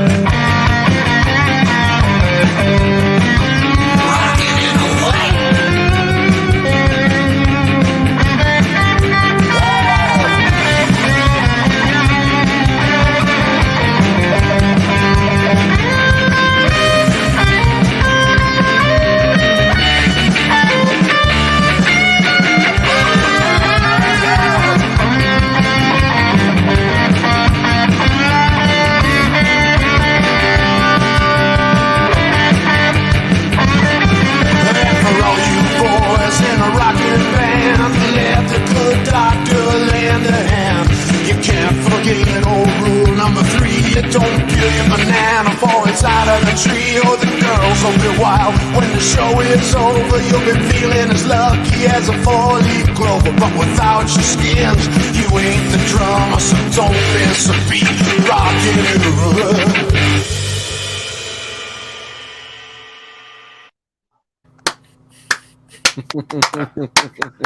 I love the flat. Yes. After all the talk about those bad Steve Tyler lyrics, I'm listening to that going, oh my God, means bar- Yeah, it is kind of like musically and lyrically a little Aerosmithish. A little bit. Yeah. I'm pretty sure that Steven Tyler has sung about rubbers before, so you're already in the correct ballpark. Well done, man. And yeah, like, Rugg had some good tone on that solo there. Like, you don't want to lose that. There was no way I was going to try to recreate that. I couldn't recreate it. And Right. I don't know, with COVID and everything. And you know what? I took it to heart with that comment. That it's like, hey, let's hear what we sounded like at the time. That's really Kern River. Not Hotter to Hell was just my interpretation of an old tune, but that's Right. the real deal there. So. Right. Hotter to Hell was basically when Kim Mitchell had an entirely new Max Webster, and it wasn't really the same Max Webster. But this is the original Current River, which is The original, great. man. Yeah. That's cool. Well, guys, I mean, shit, we've been on the air for 2.5 hours. Sarah's pissed that Mike's keeping Kevin for 2.5 hours. No, I think she's fine. She's watching. She's watching TV. I think Sue is okay with Deke being gone for 2.5 hours, but It's all good, man. but Kevin, for sure, check out WandaVision, man. Shit is going down. Shit is going down. I will. And Hey, to Troy, I want to say thank you for including me in this. It was a lot of fun, and I really appreciate being involved. So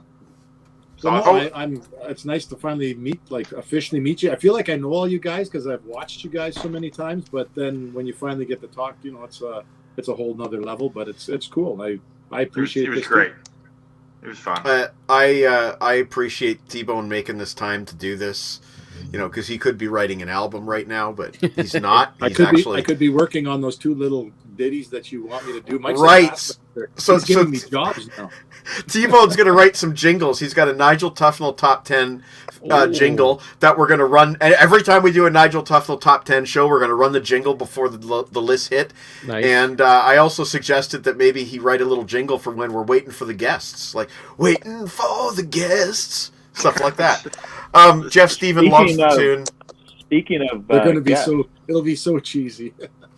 That's the plan. That is the plan. That's the plan. Well, also, next week, February 12th, Martin Popoff will be back. We are going to do the top 5 King's X albums with Mr. Deke and Mr. Meat. So that's our homework for this week, is we're going to start listening to the King's X catalog and picking our top 5 for a show with Martin. It's a lot of homework. It's a lot of homework to do. And so it'll be a fairly quick bunch of lists because we're just doing a top 5, but we'll probably come up with some shenanigans for after the lists. And then we have to talk about who's coming on with us in March again. Right. I may have mentioned this, but I will mention it Brent. again. Right. So, Yep. on my calendar here, I have in March, which I can't believe, we're almost a month away from this. We have, that's February, my 1-year anniversary, which is hard to believe that we're at that point of the 1-year anniversary. Hey, Mike, I'm just curious. When did you and I do the Rush list? That was the very first Nigel Tufnell Top 10. I thought we did Kiss before Rush, didn't we? No, Okay. I'm sure it was Rush. And when was that? Well, I'm looking it up on my site right now. There it is. I remember that it was one of the outdoors ones where I was on my porch, and apparently it was May 16th. It was a Saturday we did that. Oh wow! And you had your like troll beard back then. That weird troll. You had that weird troll beard. So I've because I'm keeping it on a Friday, I'm arbitrarily going with well, not arbitrarily. That's the opposite of arbitrarily.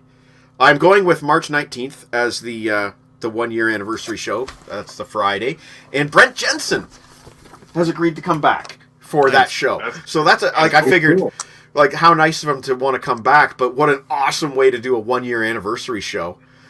I'll let you guys in on a secret. Or are they? They're dying? Apparently.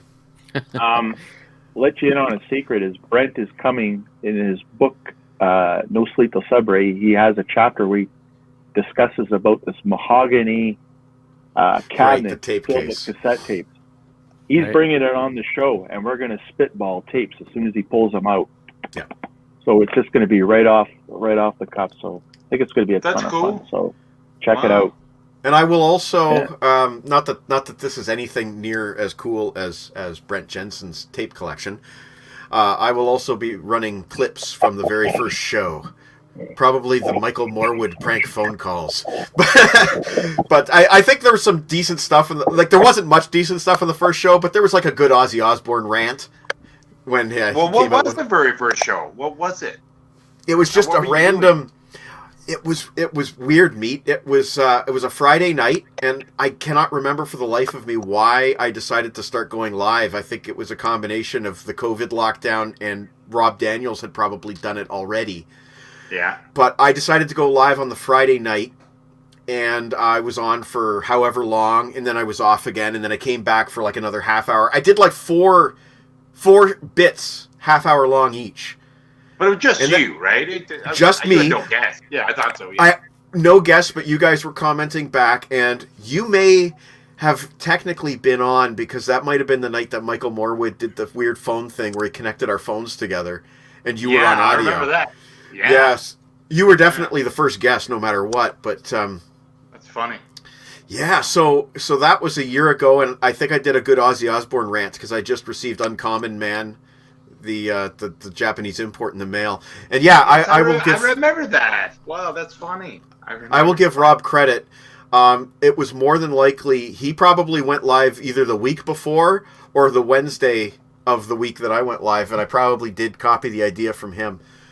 And Rob will be back at some point too. He wants to come back for the Riffs of the 80s show. So Rob will be back as well, and we'll get John T. Snow on, and we'll get Harrison back, and I love you guys. I seen on WordPress that Kevin might be pulling out a riff for that show. Sorry, what's that? I saw that Kevin might be resurrecting a AC/DC riff for that. Oh, maybe if Mike Slane wasn't on that episode, I would, but I would not want to compete with him. He's much better than me. Much better than me. I just want to say too, like Deke, I already, gave T-Bone his props, but Deke, you've been doing an awesome job with the guests. I mean, yeah, it doesn't. Balls of steel. Oh, fuck yeah. I mean, you think it's nothing just to send stuff out of the blue or whatever, but it does take a lot to actually do that, to actually send something to someone and say, hey, come on my show, and you just been doing an awesome show. Awesome job. Here's the other thing, and it kind of blows my mind. Okay, Deke is doing this not just for himself, but for me and all of us. But I feel in particular really indebted to Deke because the show has my name on it, and just because I pay the StreamYard bill doesn't mean that I should be the one to always, have the benefit of having Martin Popoff or Mike Fraser on my show. But Deke is so generous with his, what do you want to call that? Just his initiative, He just and he could be using this. I hear a toilet flushing. Is somebody listening to Gatto right now? It was during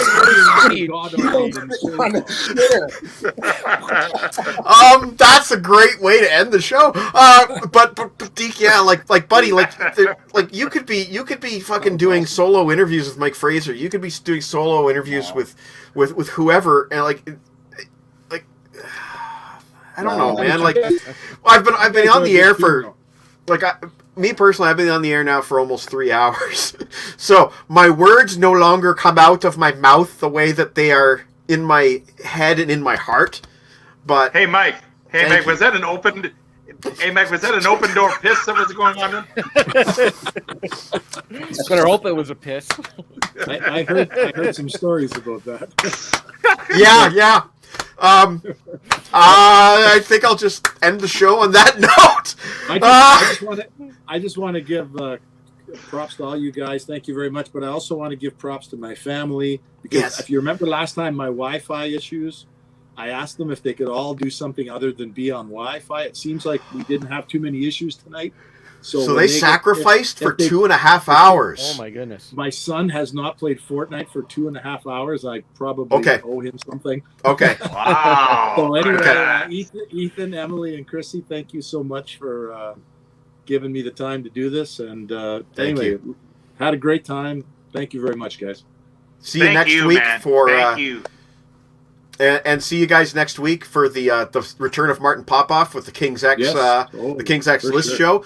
Do your listening, boys. Do your listening, and have a great night, everyone who's watching all over the world, from Brazil to Australia. And here is the LeBrain Train theme song as we take her out. You guys Ciao.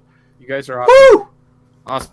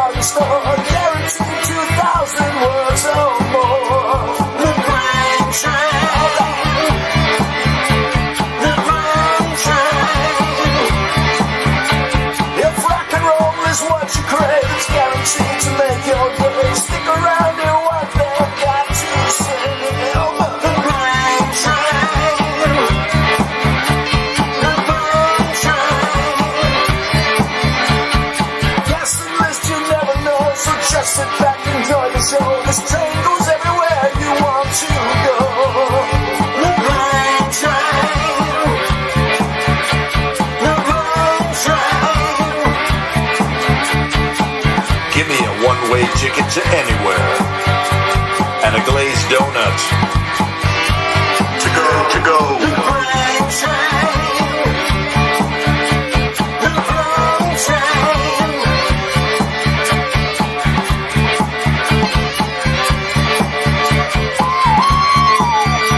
All aboard.